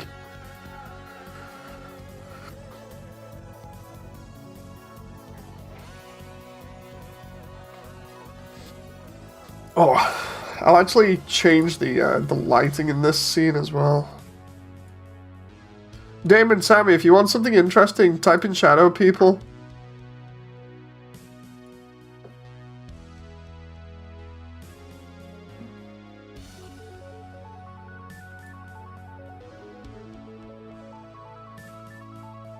For real, it's fun. Shadow people are freaky, especially when you actually see them. They just freak you the hell out.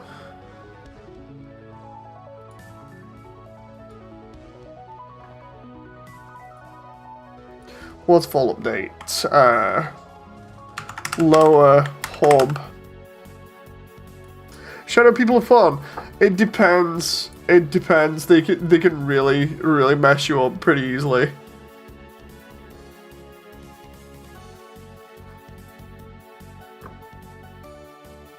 With full textures, then we've got lower hub. With the shadow people does its own thing from the person. No. So my experience with the shadow person is crazy. Wait, shadow people are we talking about something spicy? No.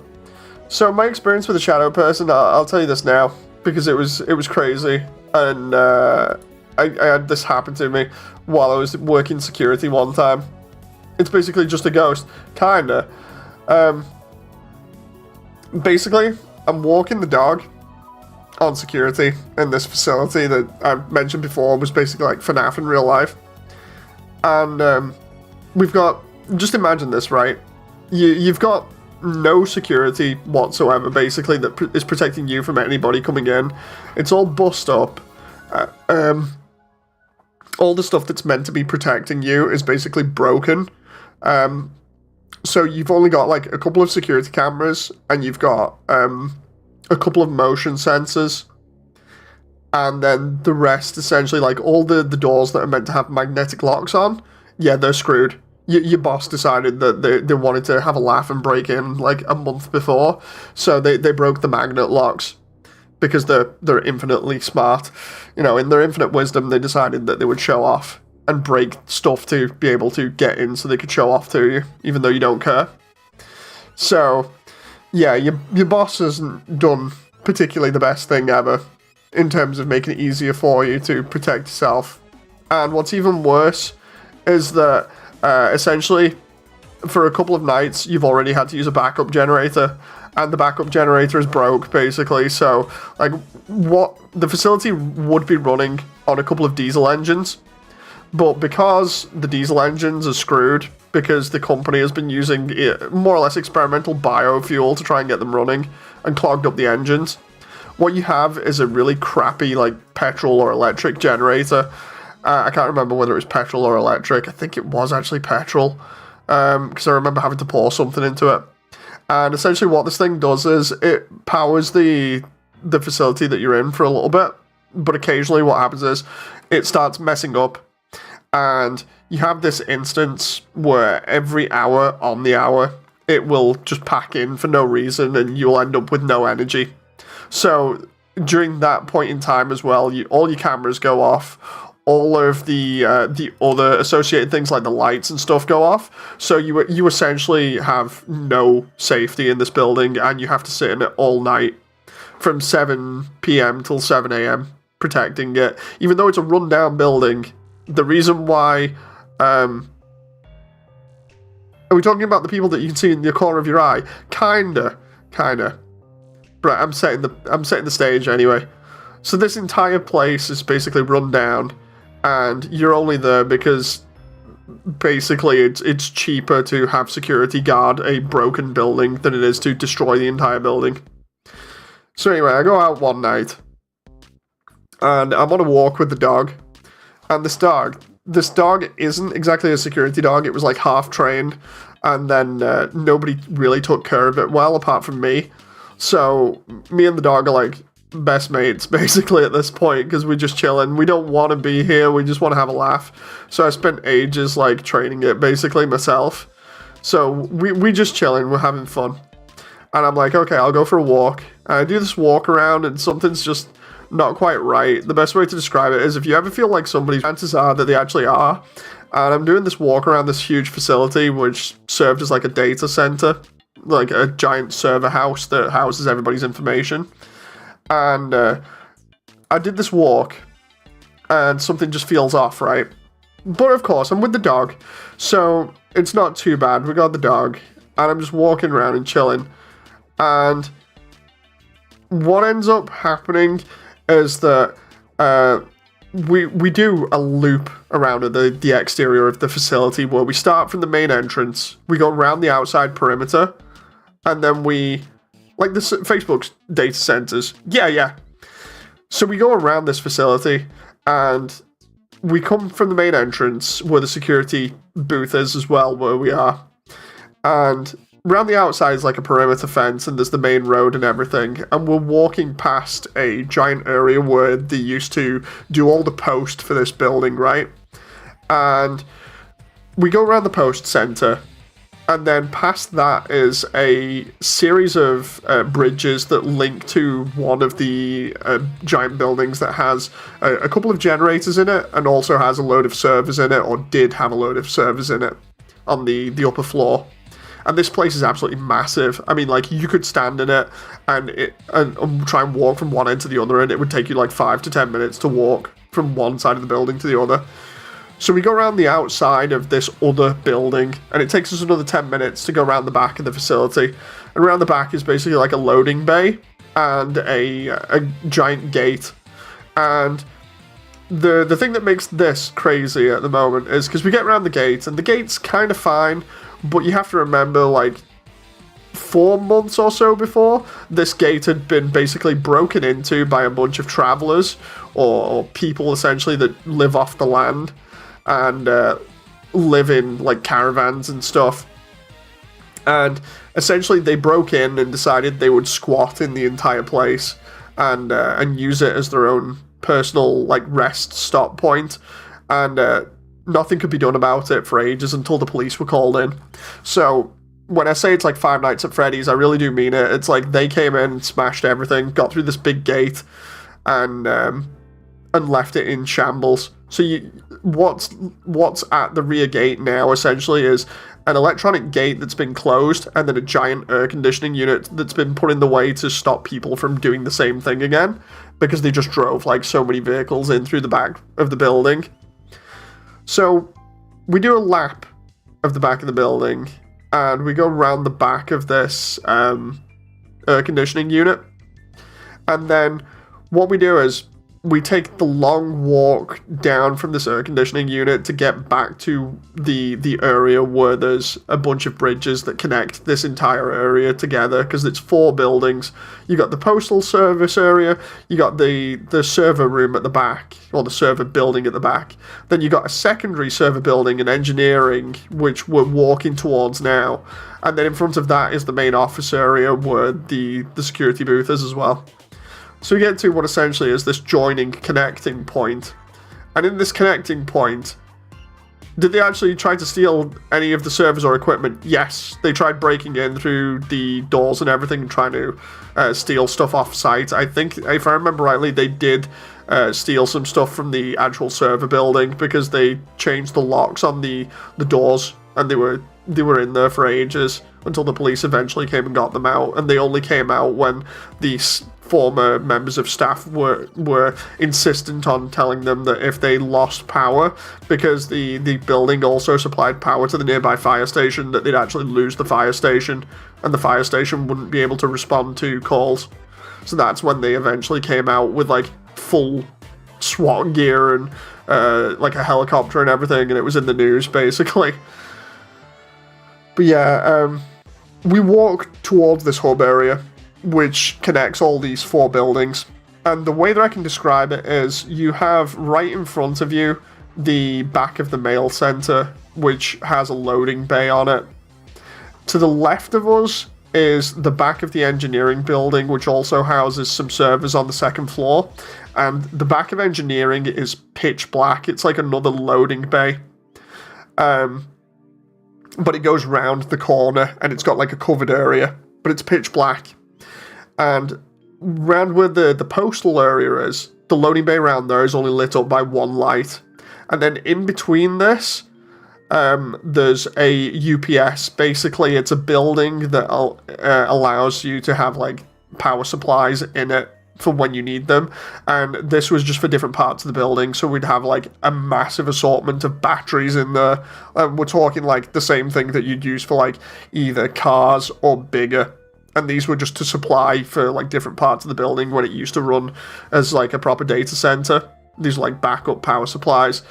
And the UPS as well does not have any lights on it, and it is pretty dark around this area. But I got the dog, so I'm chill, because I'm thinking to myself, the dog will normally sense something before I do, so it's no big deal, right? So I've set the scene. So we're walking past this hub, and sure enough, everything's super dark, and I'm like, okay, some feels off here a little bit, but it's not too concerning. I feel like I'm getting watched. So we walk past the UPS, and we turn left and then a quick right, and what this does is, it takes us round the UPS, and then we're going to be walking past the postal area, and then past the generator room as well, and we're going to be in a main courtyard, which leads back to the office on the left of us. So this is all in like one small area, and it's pretty dark, with only it being lit up in between some of the buildings, not all of them, by like the odd light. You know, and I'm like, okay, if anything happens, the dog should have my back, or at least it should be able to sense something. But at this point in time, as I'm passing the UPS, I'm feeling like somebody's watching me. And normally, I was not getting that when I was going past this area on nights for ages, because like, you'd feel comfortable, you know, it's nighttime, but you weren't really afraid of anybody coming in or out because hardly anyone's around at night. But I'm starting to feel like I'm getting watched, and I'm like, okay, I'll walk a little bit more towards where the generator room is, which is on its way towards the offices. So I'm more or less looking at maybe about 200 feet between me and the door that leads into the facility. But you've got to remember that door isn't properly locking, so it's not going to do anything if somebody comes for me. So I get to the generator room, and I turn around, and by this point, the UPS is literally about 100 feet away from me behind me. And there's, on the left of it, where we're looking now, is the postal building, and the road that we've just come down, it's just leading all the way to the back of the facility. And then on the right of the UPS is a small, I'd say about maybe 20-foot gap between the side of the UPS and the side of the engineering building. And it's dark there, it's really dark. And I turn around and I see what looks like a person in between the UPS and the freaking engineering building, and I'm just like, wait, what? I just freeze for like a moment. The dog's not said anything. I'm just like, what the hell? You know?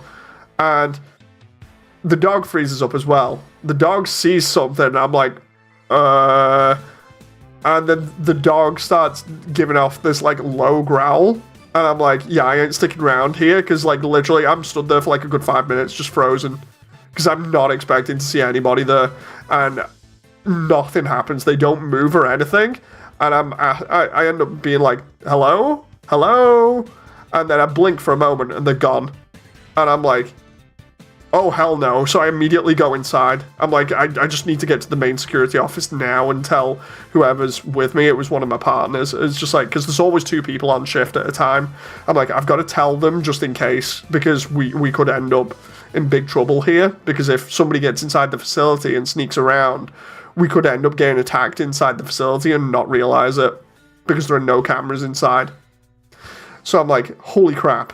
So I go inside, I'm pretty much panicking, and I go into the main office, and I can't see the guy that's supposed to be on shift with me. I think he's gone to the toilet at the time. Now the dog stays in the back room for a moment, and then it comes into the front office with me, and I'm like, Okay, let's go and see if we can find this other guy. He's probably on the toilet. Bearing in mind, when we go in, when we go in through double doors, and then we go in through another set of double doors, and then what we're essentially in is a giant office area, and immediately to our left there are stairs that go up 2 floors, so we can go to the first floor or the second floor, and then after that it's just the roof. Now, the other 2 floors are completely without power because this building is so run down. So, only the bottom floor has power. And to try and sell this building, they've redecorated the entire bottom floor so it looks pretty nice. So, I'm like, okay, we go right, like I was saying, to go to the front to get to the security office. And when we go right, we go through another set of double doors, which leads directly into your stereotypical office area, which has a couple of tables and a couple of computers, and then a load of different cabinets to put office supplies in. We then head in front of us is a single door. We head through there, and there's a very small mini-style office that breaks apart the office area we've just been through to the front, which is going to be security that we walk into. And this small office area is, I'd say, roughly about 15 feet long by about maybe 8 feet wide. So it's not too big. You can fit like a desk, a cabinet in there, and then the idea was that they put the dog's bed in there. And then we go straight forwards, take a right, and we pass the kitchen, which is an incredibly tiny kitchen on the right, and we immediately go through another door, which is the only one that has a working lock on it, and that's the security office there. So I can't find this guy in the security office, and I'm like, oh shoot, he's probably on the toilet. So we double back on ourselves, and we get to where the dog's bed would be in this small area. And as I get there, I round the corner, which would be where the kitchen is, and as we go to turn the corner, immediately I blink for a moment and the shadow person is there again, literally stood right in the freaking doorway of the offices where we've just come from, and it freaks me out that much because I wasn't expecting it. It's just a black shadow that I'm seeing. I was like, wait, what? Because I blink, it's there in my face, and I'm like, Jesus Christ! And the next moment I blink again and it's gone. No joke, I just run right back into the security office and I just stay the hell in there until this guy comes back. Because I was like, I did not expect this. I did not expect it to follow me. It's literally within my vicinity, about 10 feet away from me at most. Yeah, no thank you. You know, and that was the most spookiest night ever on security that I ever had, because I did not expect to get followed by what essentially is just a living shadow, or at least it seemed like it. And you can chalk it up to tiredness, but the thing is, it's like, when I was on shift, I was always getting the right amount of sleep so that I could do the entire shift, then come home and sleep, so I was not tired at this point. No way. This was like, I'm going to say between 12 and 2 in the morning, and yeah, it was essentially like a jump scare. It was like a jump scare being right within your vicinity, and I was not happy about it. I was really not happy about it. Like, I'm not a big believer of this kind of thing, but it does kind of fascinate me, I'm not going to lie. Like, I'm not, like everything else, I don't approach things ignorantly and be like, oh yeah, I totally don't believe that. But at the same time, it's not as if I'm going to just openly believe something. I have to have it physically proven to me, or something to be shown to me as like evidence. And yeah, that freaked me the hell out, where I was just like, that was unexplainable. And then like 5 minutes later, this guy actually does come back from the toilet, and I'm like, dude, I swear I've just seen something, we need to do checks. And we then do like a sweep of the entire building, and we don't find anybody. And I'm just like, oh, you know, so. You didn't have any more interactions. I don't think I did, but I remember reporting it to, like, the other members of staff, and everybody else ended up being on edge for a little bit, just being like, wait, what? I'm like, yeah, I swear I've either seen, like, a shadow person or somebody was round here, you know. But the thing is, I would have known if somebody was there as well because the motion sensors would have set off.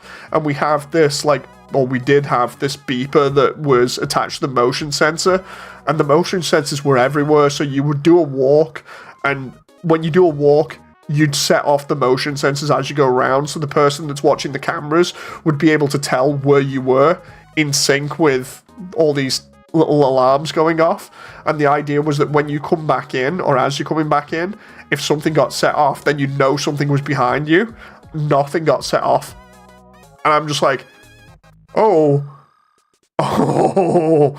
no, you know, maybe like 3 a.m., maybe like 3 a.m., I don't know in particularly. I think it was in between 12 and 3 a.m. But yeah, it's the only time anything like that has happened to me. I've had a bunch of other weird things happen to me, like in the past before, like actually literally like having deja vu properly, as in like being able to see something before it happens and then it happens. That was crazy. But that was when I was like a kid.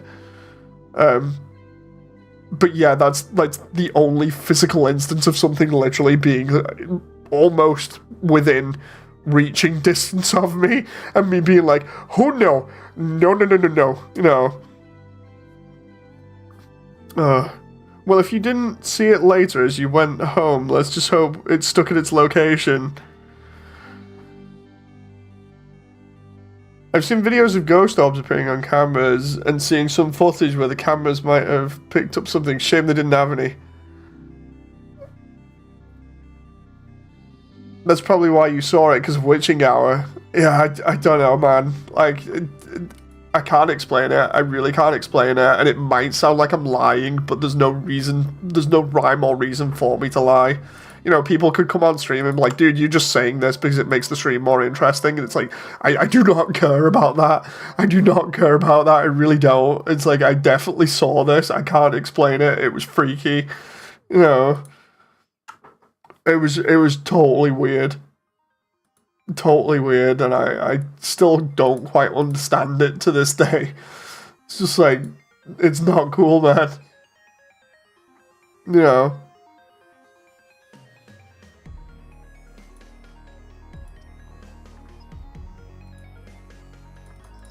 I'm just trying to check out these. Ah, there we go. There's a file that I can use there. So yeah, not cool. Not cool at all. They made me draw a creature that looked like the way you described it. The best way of saying it is literally it looked like a person, but imagine you can't tell their features because they are literally just... You know, like silhouettes? How whenever somebody does like a silhouette of like a person, it's just completely jet black. You know, normally it's like jet black on, say, like a coloured background or whatever. It's just that, but in real life. It was super messed up. Like, I'm not even... it's like you're saying, I'm not even, like, playing or anything. It literally was just like that. That's why it freaked me out the most. Because, like, the dog had no reaction to it. And I definitely saw it. You know. And the thing is, normally, if it was, say, for instance, not true, normally people who tell stuff like that don't tell you everything in depth. You know, they'll tell you bits of the story or whatever. But the thing is, I can recall everything so freaking clearly. Obviously, I've said before, my memory's really good, but I can just remember everything so clearly. It's just nuts.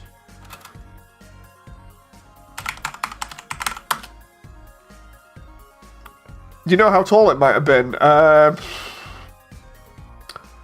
I'm gonna say between average person height and probably about 6 feet. So between 5'8" and 6 feet. Because when it was really close, it looked roughly to be about, yeah, either the same height as me or just a tiny bit taller. And I'm roughly about, I think, 5'6" or 5'8".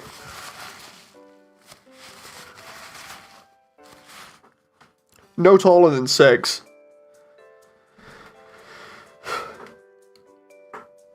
Yeah, freaky, man.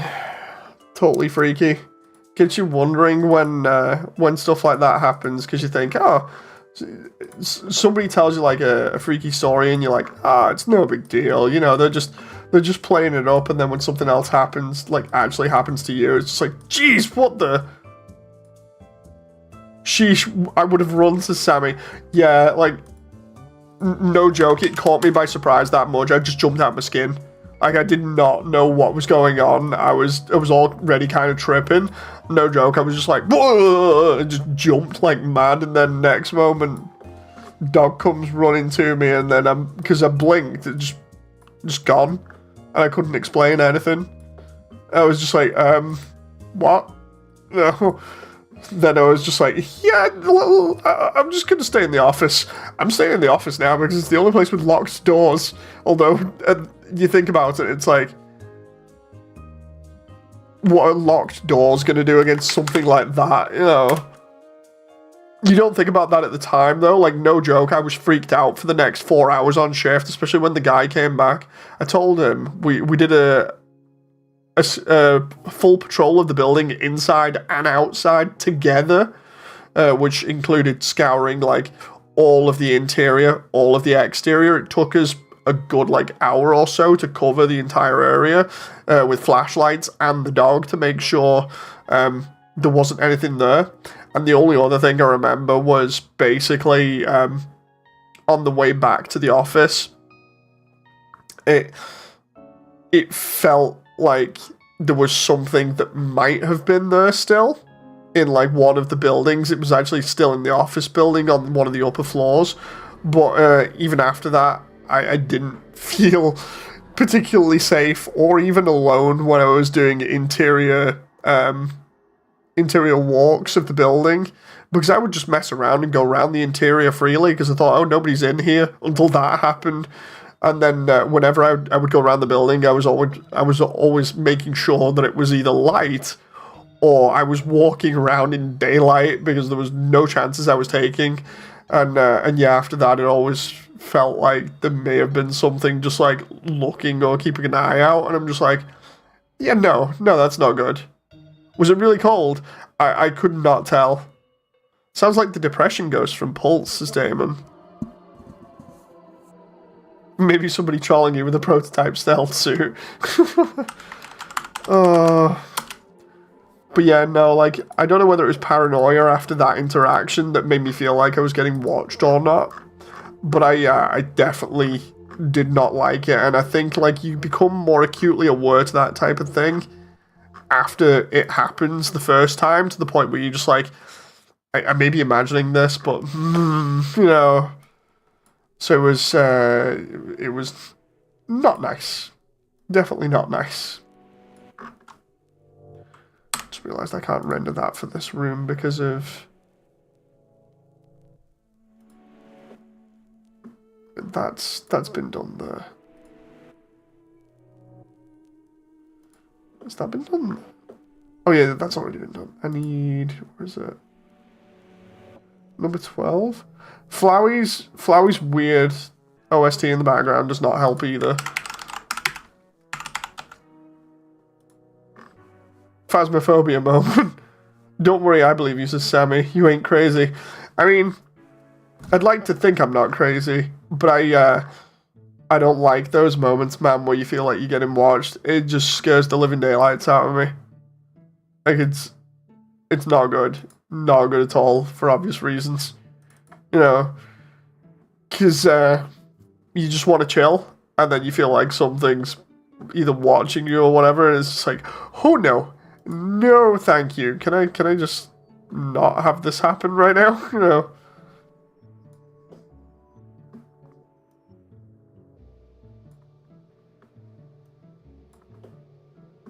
Oh, let's do this other video here. Well, not video, sorry, render. Let's do this. But yeah, it's like I was saying, it's not as if I believe in this stuff, but at the same time, it's not as if I don't believe in it either. But that definitely convinced me that there was something there, you know. It's one of those whole things of say peekaboo, and then next minute something happens. You're just like, oh, no. Yeah, no, that's not for me. Thank you very much. Bye. Fate.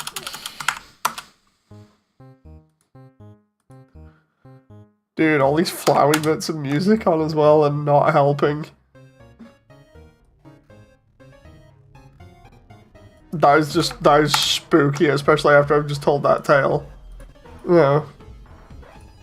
Time I got freaked out in security, next minute flowery's up in my face here.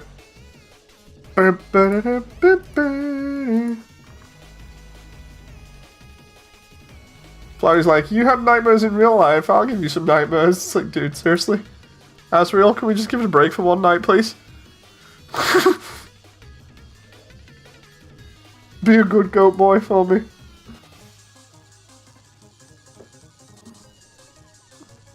Ghost, I'm taking you to the Shadow Realm.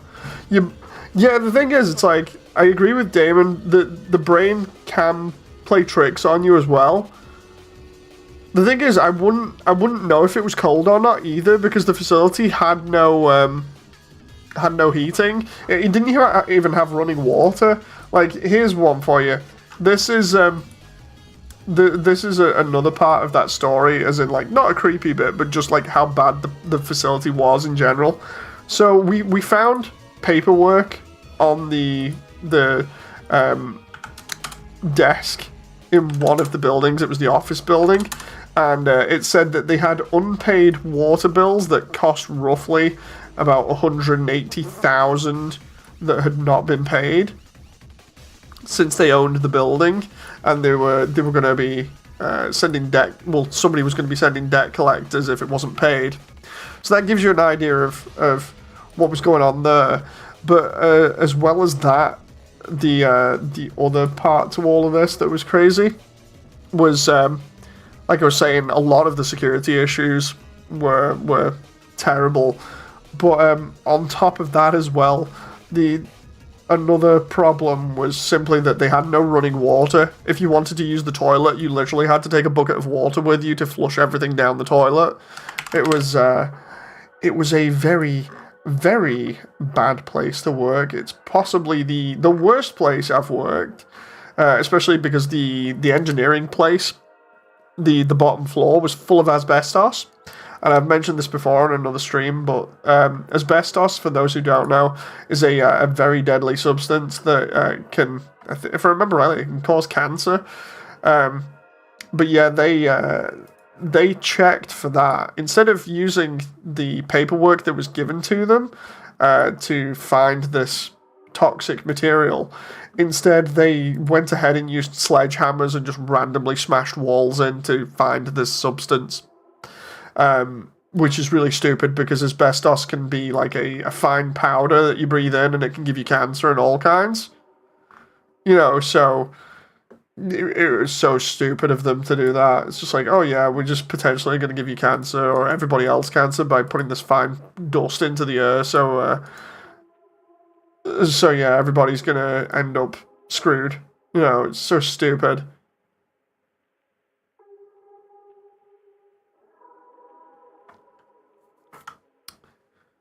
Not even AC, yeah. Damon says, when you're a kid and you're sneaking around at home when it's really early, you feel like something's chasing you, so you bolt thinking like something's behind you. I still get that, says Damon. Yeah, I get that occasionally. Like, that was kind of the feeling I got on security as well, like I was saying. That was one of the feelings. That's why I bolted it in to the office originally, because I was just like, I don't like this. I'm getting this feeling, even though I'm staring at something, you know. And then that's when I got followed in, apparently. You know, so fun times. And Flowey's still trying to have a go at me. Go away, Asriel. We'll be dealing with you when I get to the end of Immersiontale.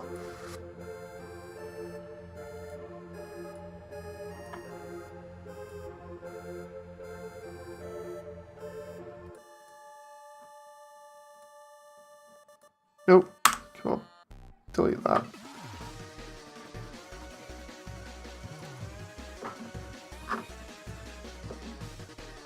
Is there another camera in this scene?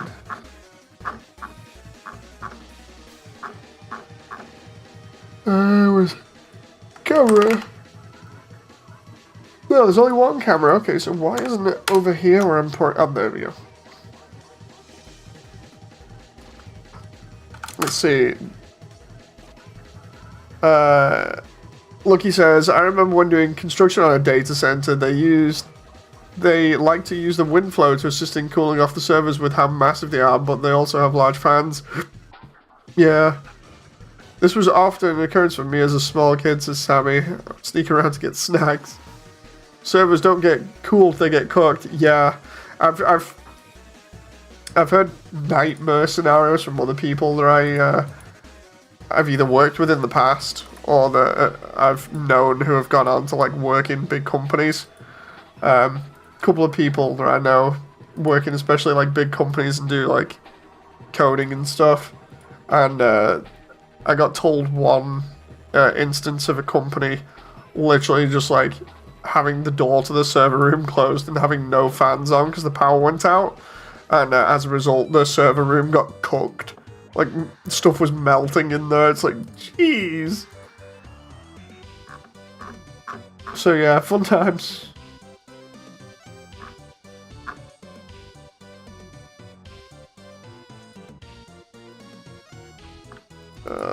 Fake backdrop 2. And then we'll end that there. That's another 3K animation. Oh, 3. And then we'll just render that out, and that should be good. Let's see. Quality. High quality. Window, render animation. The reason why I'm doing this, again, is so I have like an animated backdrop, so at least it looks better.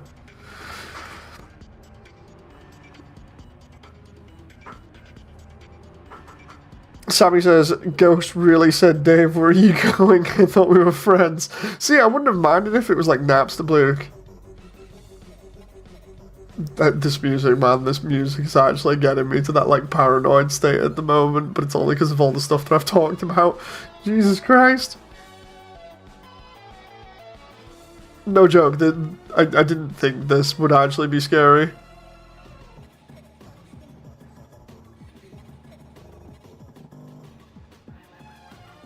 Dude, this music is so messed up at 12 at night when you've been telling potentially freaky stories. You know. I was woken up by something a year ago I'd had to ring my brother at 4 AM because I thought something broke into my flat. Had to work up the courage to look around. It turns out it was my Alexa. See, I don't have any smart stuff like that. Like, because of all those rumors going around saying like, oh yeah, it listens into you all the time, so you don't have any privacy. We don't have anything like that. On the other hand, if I found out that yeah, that's all fake and that they don't listen to you, I'd totally be on the bandwagon for technology like that, and it'd be everywhere. It does sorta. Oh god.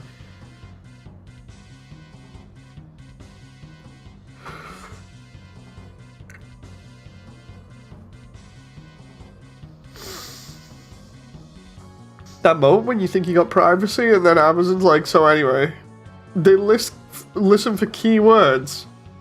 That's kind of creepy, don't you think?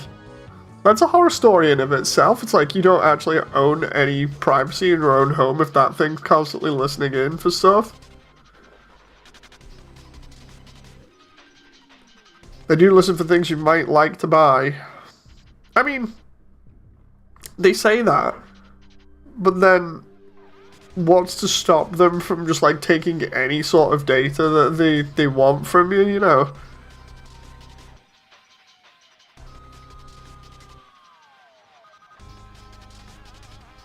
Because you'd imagine it listens for keywords in conversations, right? So technically it's listening to your entire conversation, but they just claim that it picks out keywords. And sure, that might be the case, but it just, you can't help but think, well, they're already listening to your conversations, and what happens if they pick out keywords to sell stuff to you, But what happens if they listen to the rest to try and target you better, you know, as a customer? They also sell your data. Yeah, every bloody company does now, which is annoying. That's they try every single way that they can to grab your data so that they can sell it. Yeah.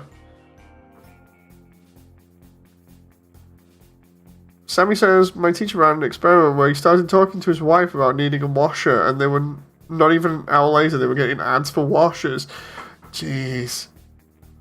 Like, I know that's happened to me online before, where I've been talking about stuff, and then I've had stuff recommended to me, but it's just crazy. Excuse me. Funny thing is, it's like I was saying, after I get done with Immersiontale, I'll probably end up going back to my my video game idea that I was making, which is actually based on that place that I worked at that I was mentioning about before. And yeah, I was thinking of putting the shadow people in as one of the enemies that randomly appears, just to mix things up. So that would be creepy. But yeah, it's going to be fun to try and go back to that. Like, I've not been on that project for so long right now. You know, it's going to be crazy trying to get it back up off the floor and in working condition. But hopefully it can be done. The reason why I say that is because, like, I'm essentially going to have to go back to the code and relearn what I coded. And actually relearn coding a little bit. And go over the logic properly, because, like, what essentially I did was I started with some code that had been wrote by, I think, a Russian, and they just stopped selling the code online after a little while, so I ended up having to translate the code from Russian to English, and then I was working with it from there and trying to make it work better and stuff. And I think I was just at the end of alpha phase, or beginning beta, where it was essentially getting all the art assets done and stuff. Because I remember the fun part of it was, because I'm doing it based on, like, real life and things, I was going around and actually in public taking pictures of things that looked very familiar to the place where I'd worked. And then I was just using those pictures to make textures for assets and stuff, and it's all like PS1 style textures. So imagine like the first or second Resident Evil game, kind of like that. So fun stuff. Just add shadow monster and graffiti on the wall and give it googly eyes so you don't have to be scared of it. Oh no, so the idea of it, essentially, it started out after I played Alien Isolation when that was first out. And the idea was I wanted it to be a first-person horror game where anything, like absolutely anything you do can randomly affect the game, which would include a massive amount of coding to try and figure out how people would react with things and then code those things accordingly. But, like, at its bare bones basics, it'd be stuff like, you get spawned in the security office, there's a load of stuff that you can interact with in the security office deliberately, like with physics. And the idea would be that, for instance, if you decide you want to throw, say, something around the room, well, you can have the code turn around and be like, this object's been moved, so now will do something else that's random throughout the facility or based off like one of these variables that you've programmed. So one of the easiest things to sort of say would be like, okay, somebody's, say, like thrown a pizza box in the bin or something, we'll spawn an enemy over the other side of the facility just because they've thrown a pizza box in the bin.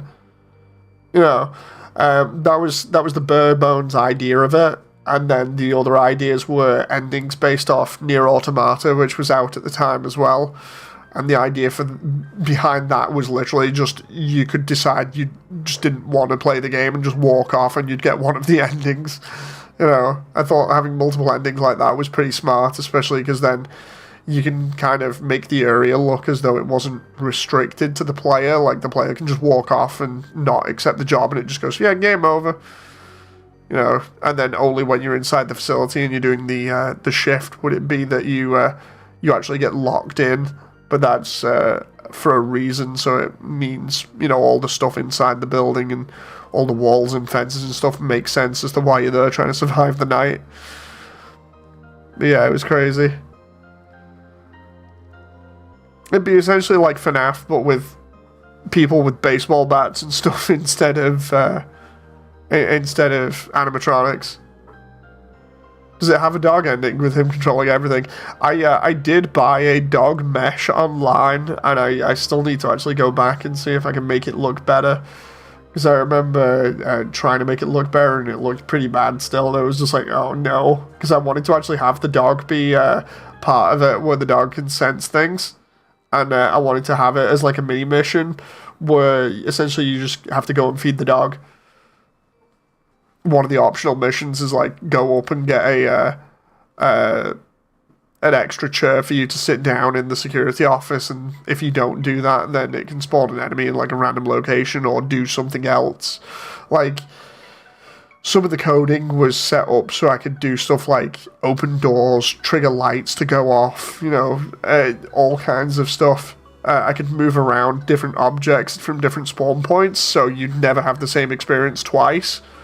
The whole idea being that by having multiple different scenarios that can take place, then people will talk amongst themselves about how it went down and what they did to trigger stuff, and then it gets everybody talking. So I thought that was pretty fun. Scary video time, says Sammy. Have a good night. Good luck, Sammy. Hope you get some sleep. Homeless tag. Throws change to distract them, says Lucky. You'll get Game of the Year if you add the petting dog option. I'll end up on that Twitter page where it's like, so anyway, you can pet the dog in this game. Because there is an actual one like that where it's like, can you pet the dog in this game, yes or no? But yeah, that was the original idea, was just basically to make it something similar to Alien Isolation, but with a load of other random elements in it.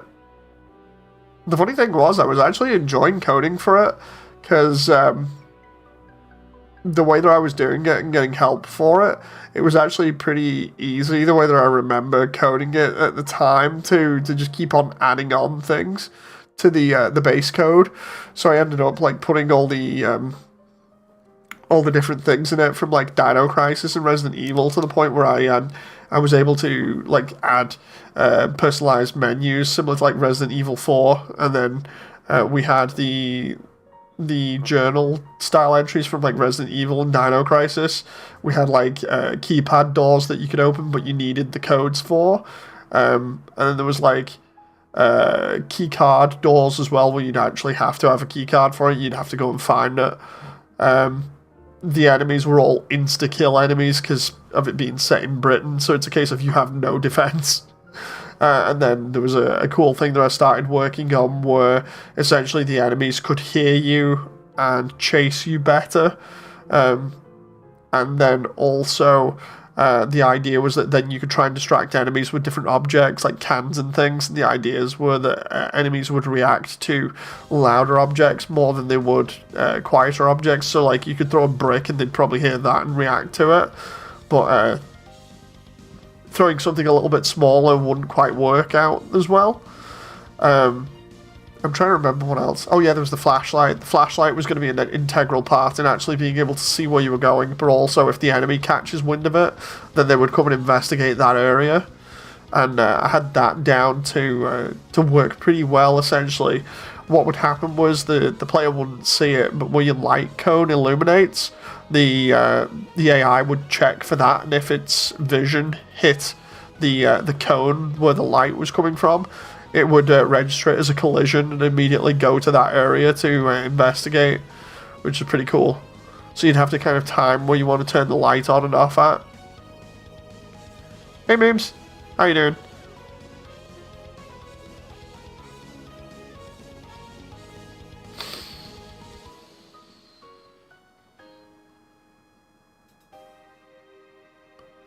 Another cool idea I had for it was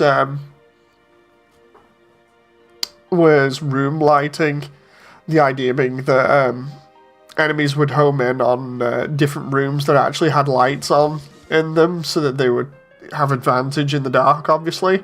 So whenever you go into a room, if the light's already off, you're not entirely sure as to whether the power's been knocked out or whether somebody's actually been through there and turned it off themselves.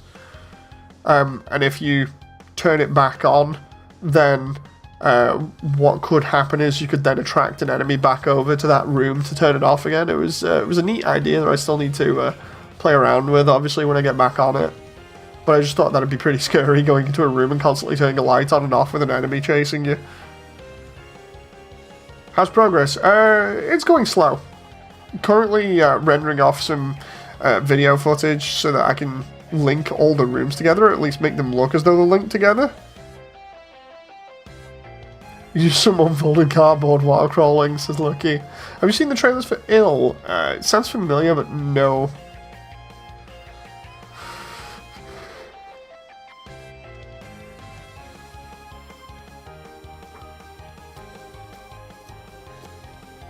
To be honest, memes, while I've been rendering stuff in the background, we were talking about a load of spooky stuff, and then I've been on about my games design for a little bit while I'm waiting for these renders to finish, and then sort of back to work, as it were.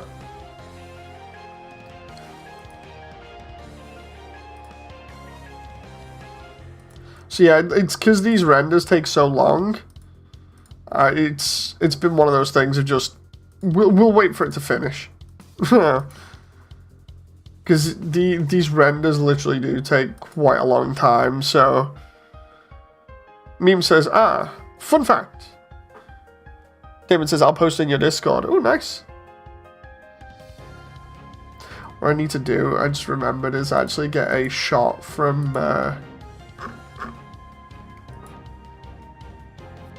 We're getting a... Johto remake again. Oh, God. Fun times.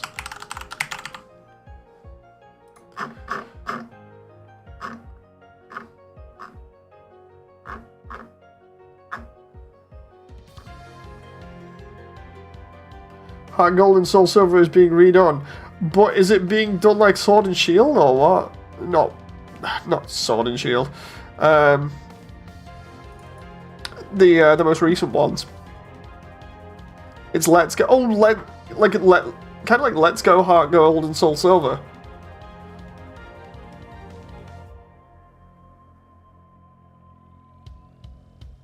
To be honest, I wouldn't mind that. Like, I still need to complete Let's Go Eevee, but like, I really did enjoy that. It wasn't too bad. And before I play in complete Silver again, or Gold. I can't remember which one I actually got the last time.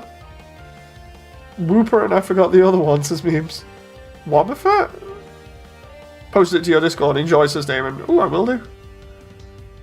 Dude, you got me wanting to look at Pokemon Worlds in VR now, because I remember there was one that was actually really accurate and was using sprites and stuff and 3D models. From the, I think it was the DS games? Wooper is peak. Out of second gen, I'm trying to remember. I think my favourite was Lugia and then Marill. But only because Marill's pretty simple. As a design, at least. And then up there as well in peak for me was for Alligator. It's the first one. It's for Alligator, Croconaw. I should know this. It's been ages. Shoot, I'm gonna have to have a look. I don't believe I'm gonna have to have a look. Dude, it's one of my favorite Pokemon. Let's try Pokemon Silver starters. It's one of the first 3 starters. It's the water one. Totodile. Oh my god, seriously. I don't believe that. For some, I think it's because I've got stuck with me thinking of playing Pal World in the last couple of days. All I could think about was the freaking penguin. And I'm just like, dude, seriously, it's just a Piplup. It's literally just a Piplup. No, I'm thinking of Piplup when instead I should have been thinking of Totodile. Because Piplup's awesome as well. I'm going to send you a perfectly cut GIF. Image of the derps. Okay.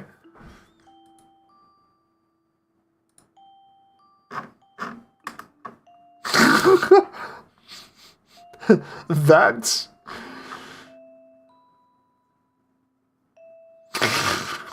Oh, you're watching the stuff from Jet. Eggman takes over the US health system. What?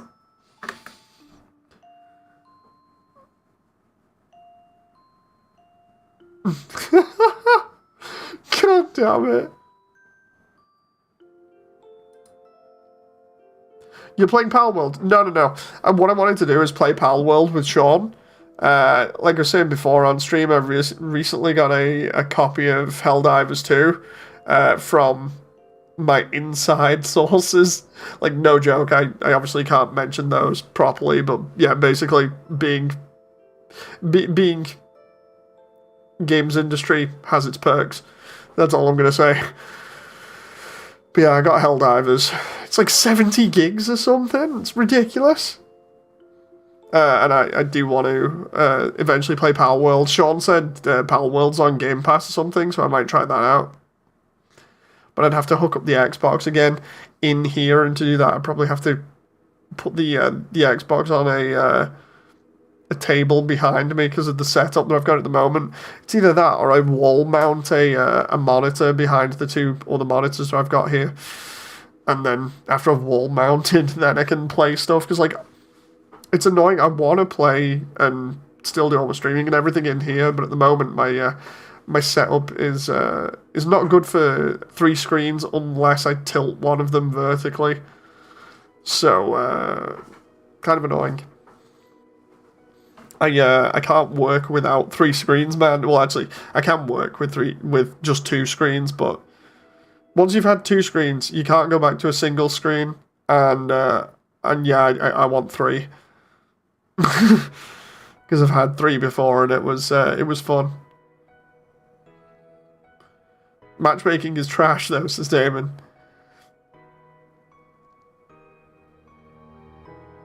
Oh.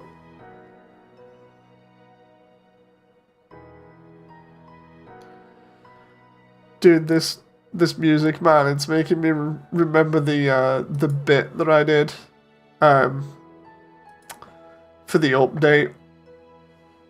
Good job I used Undertale for that instead of that bit then. Oh, that reminds me, for one of the events, I got told to take out the Saroba joke I had in the trailer, because it might be spoilers for Yellow. I mean, it pretty much is. So yeah, I had to take out the Saroba bit.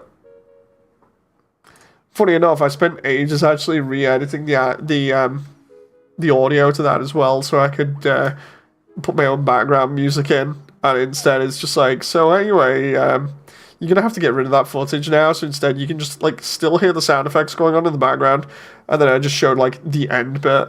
And then I just put like some other stuff in before it so that it looked different and kind of camouflaged Saroba's fight. And then I just put some other text over the top of it instead of referencing Saroba and the amount of deaths and missed deadlines the entire update had. Instead, it just says something like so many polygons that will destroy your soul or something like that. You know.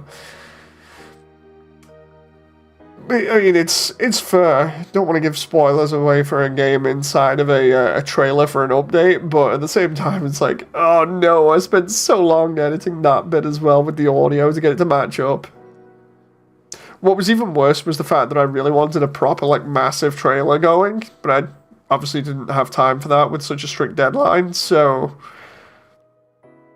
it was like I couldn't do anything really good, because we got help from Nick Nitro to do another rendition of Last Goodbye, so now I'm going to need to save that, I think, for the actual ending and use that so that it doesn't go to waste. It's either that or use it for another trailer at some point, like when I've actually got the remade stuff animated. You like people who spoiled Harry Potter, says Damon. Oh yeah, Snape kills Dumbledore and then just drives off in a car. Oh, fun times. I remember when that happened. Oh. I remember getting stuff spoiled for Harry Potter, and no joke, I was just like, oh, so basically most of the characters that I enjoy end up dead. Oh, that's great. I'm just gonna like not bother now. So yeah, that really killed Harry Potter for me. It's like, oh yeah, everything's fine, everything's good for like all the other years in the next, but it's like, so basically every character that you like is gonna die. It's like, oh yeah, I picked all the good ones, didn't I? That was the start of many years of me picking cool characters and being like, I like this character because they're really cool, and the next moment they all died. Like, I can't remember how many years that actually went on for, where I was just like, oh, I like this character, next minute dead. It's like, oh, cheers. Thank you.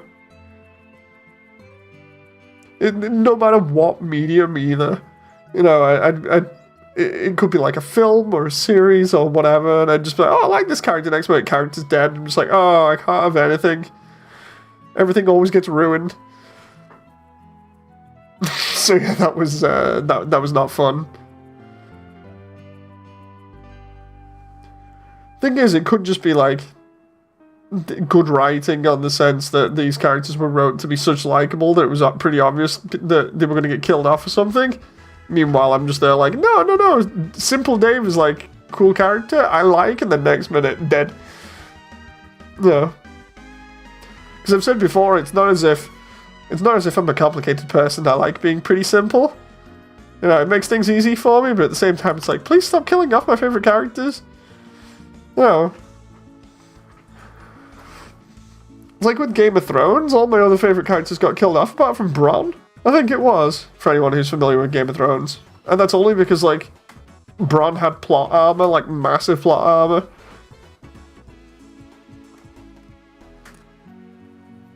Heck, by the end of it, a lot of them had plot armor. And the way that it was wrote was trash, but obviously, you know, we've covered that before.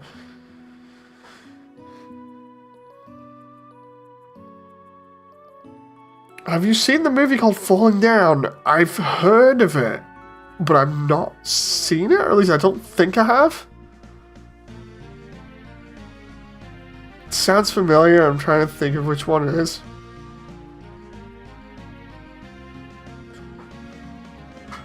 I swear I've heard of it.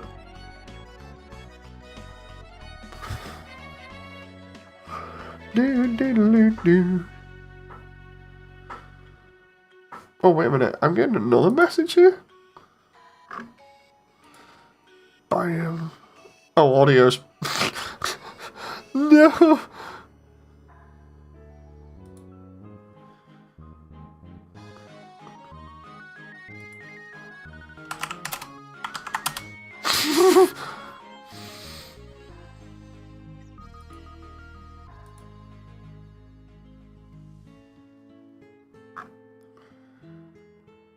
Still having a laugh with everybody on the personal Discord here, because we're all just having a joke about how Rem doesn't exist in ReZero. Oh, hey, Duckman, nice to see you again. Was that the end of the True Pacifist soundtrack there? Because if it is, I'm going to have to rewind all the way. Yeah, it was. Here's where it starts buffering again now.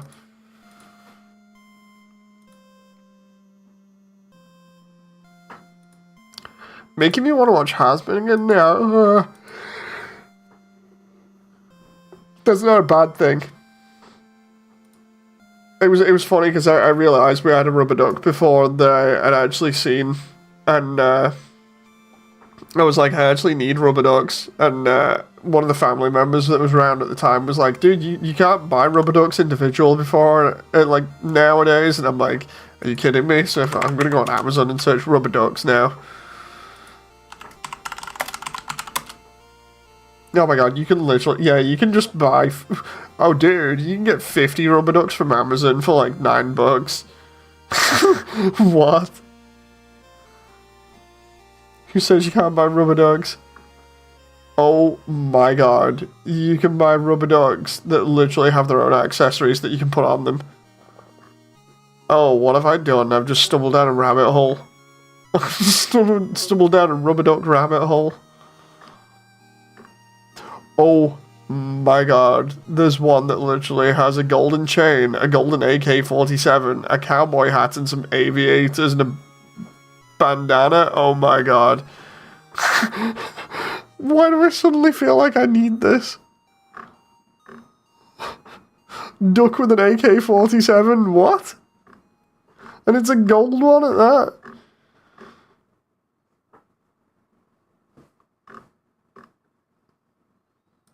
Oh, and there's the buffering soundtrack, like I said it would do.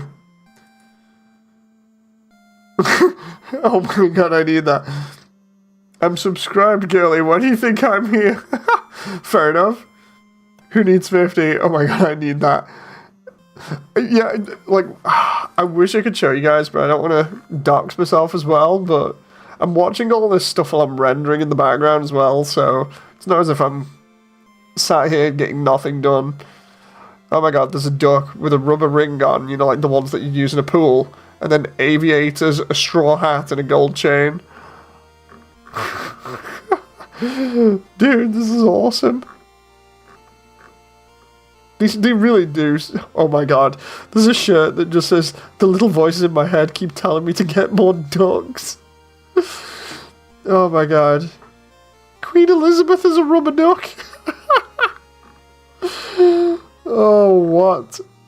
I really have fallen down a rabbit hole full of rubber ducks.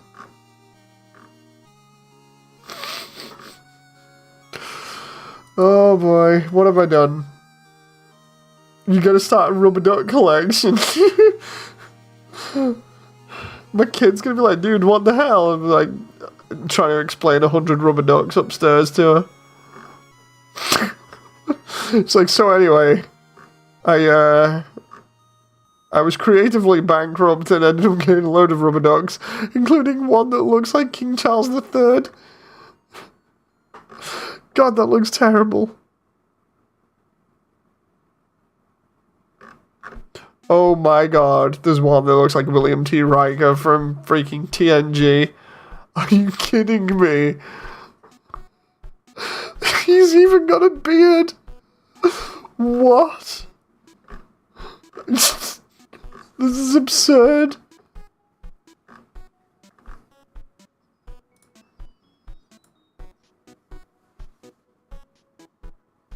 Some people collect Gunpla, others toys. You'll have a duck collection, says Damon. Dude, seriously, go on Amazon and just search rubber duck just for a laugh and see what you get. There's all kinds of, like, weird and wonderful combinations. There's even a Minecraft set of rubber ducks, what the hell? It's like, they're not even, at that point, what? I don't even get it. It's literally just a set of blocks. Oh, what? It's like at least the funny thing about rubber ducks is they're cute and they got shape to them. The Minecraft ones are just blocks. Oh my god. Oh. What even is this?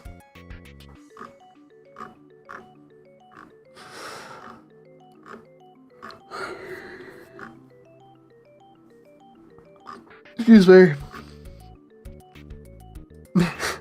Don't even.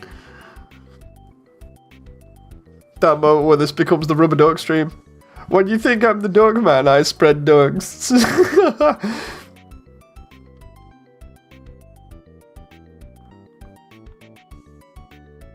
But yeah, rubber duck with a gold AK-47, man. This is weird. Meanwhile, still rendering off this stuff.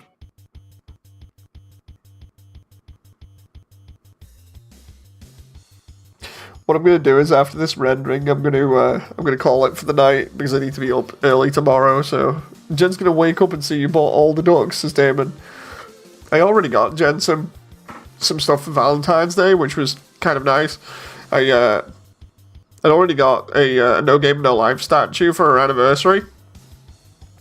And this was stuff that I'd got previously with like the remaining money that I got from commissions. But yeah, I got a No Game No Life statue for the anniversary because it's our anniversary and we both like No Game No Life.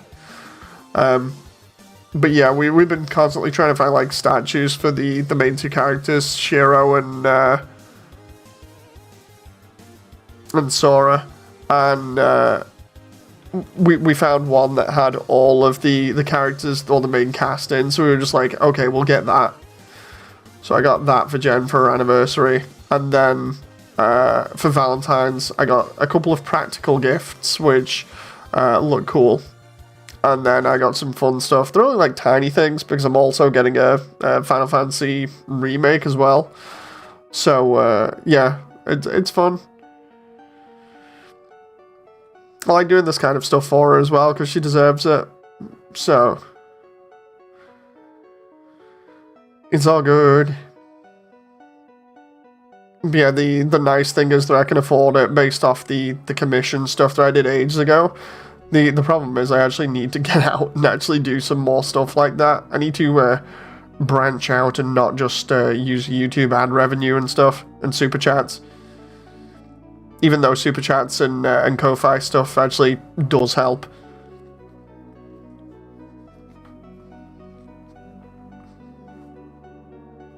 Do do do do do do do do. Come on. How many frames has this gotta go? Oh my god, we're at 2,400 frames. Starting OnlyFans.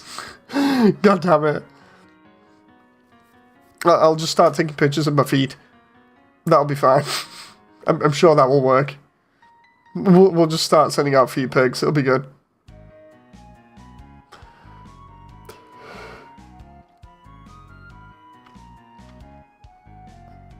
No one will know it's you.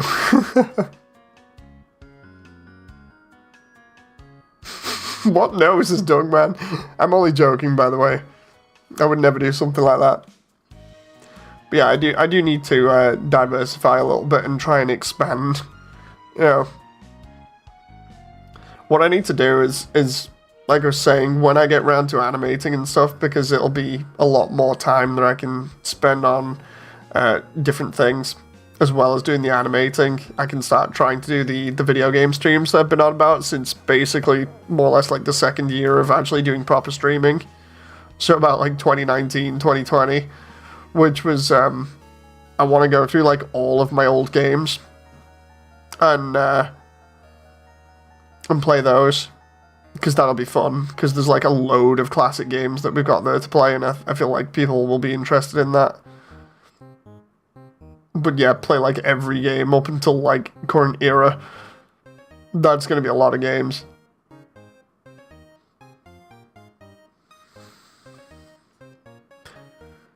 Do do do do do do.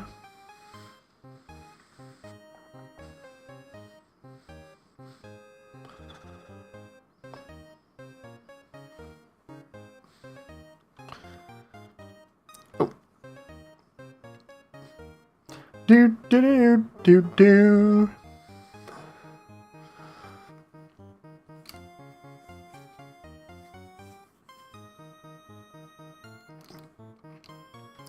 Try to make sure here that when I get this rendering and stuff done, that it's actually done properly. I'm gonna head to bed. See you, everyone. Says Damon. Thank you very much, Damon. I am probably gonna call the stream there anyway, because it's still rendering.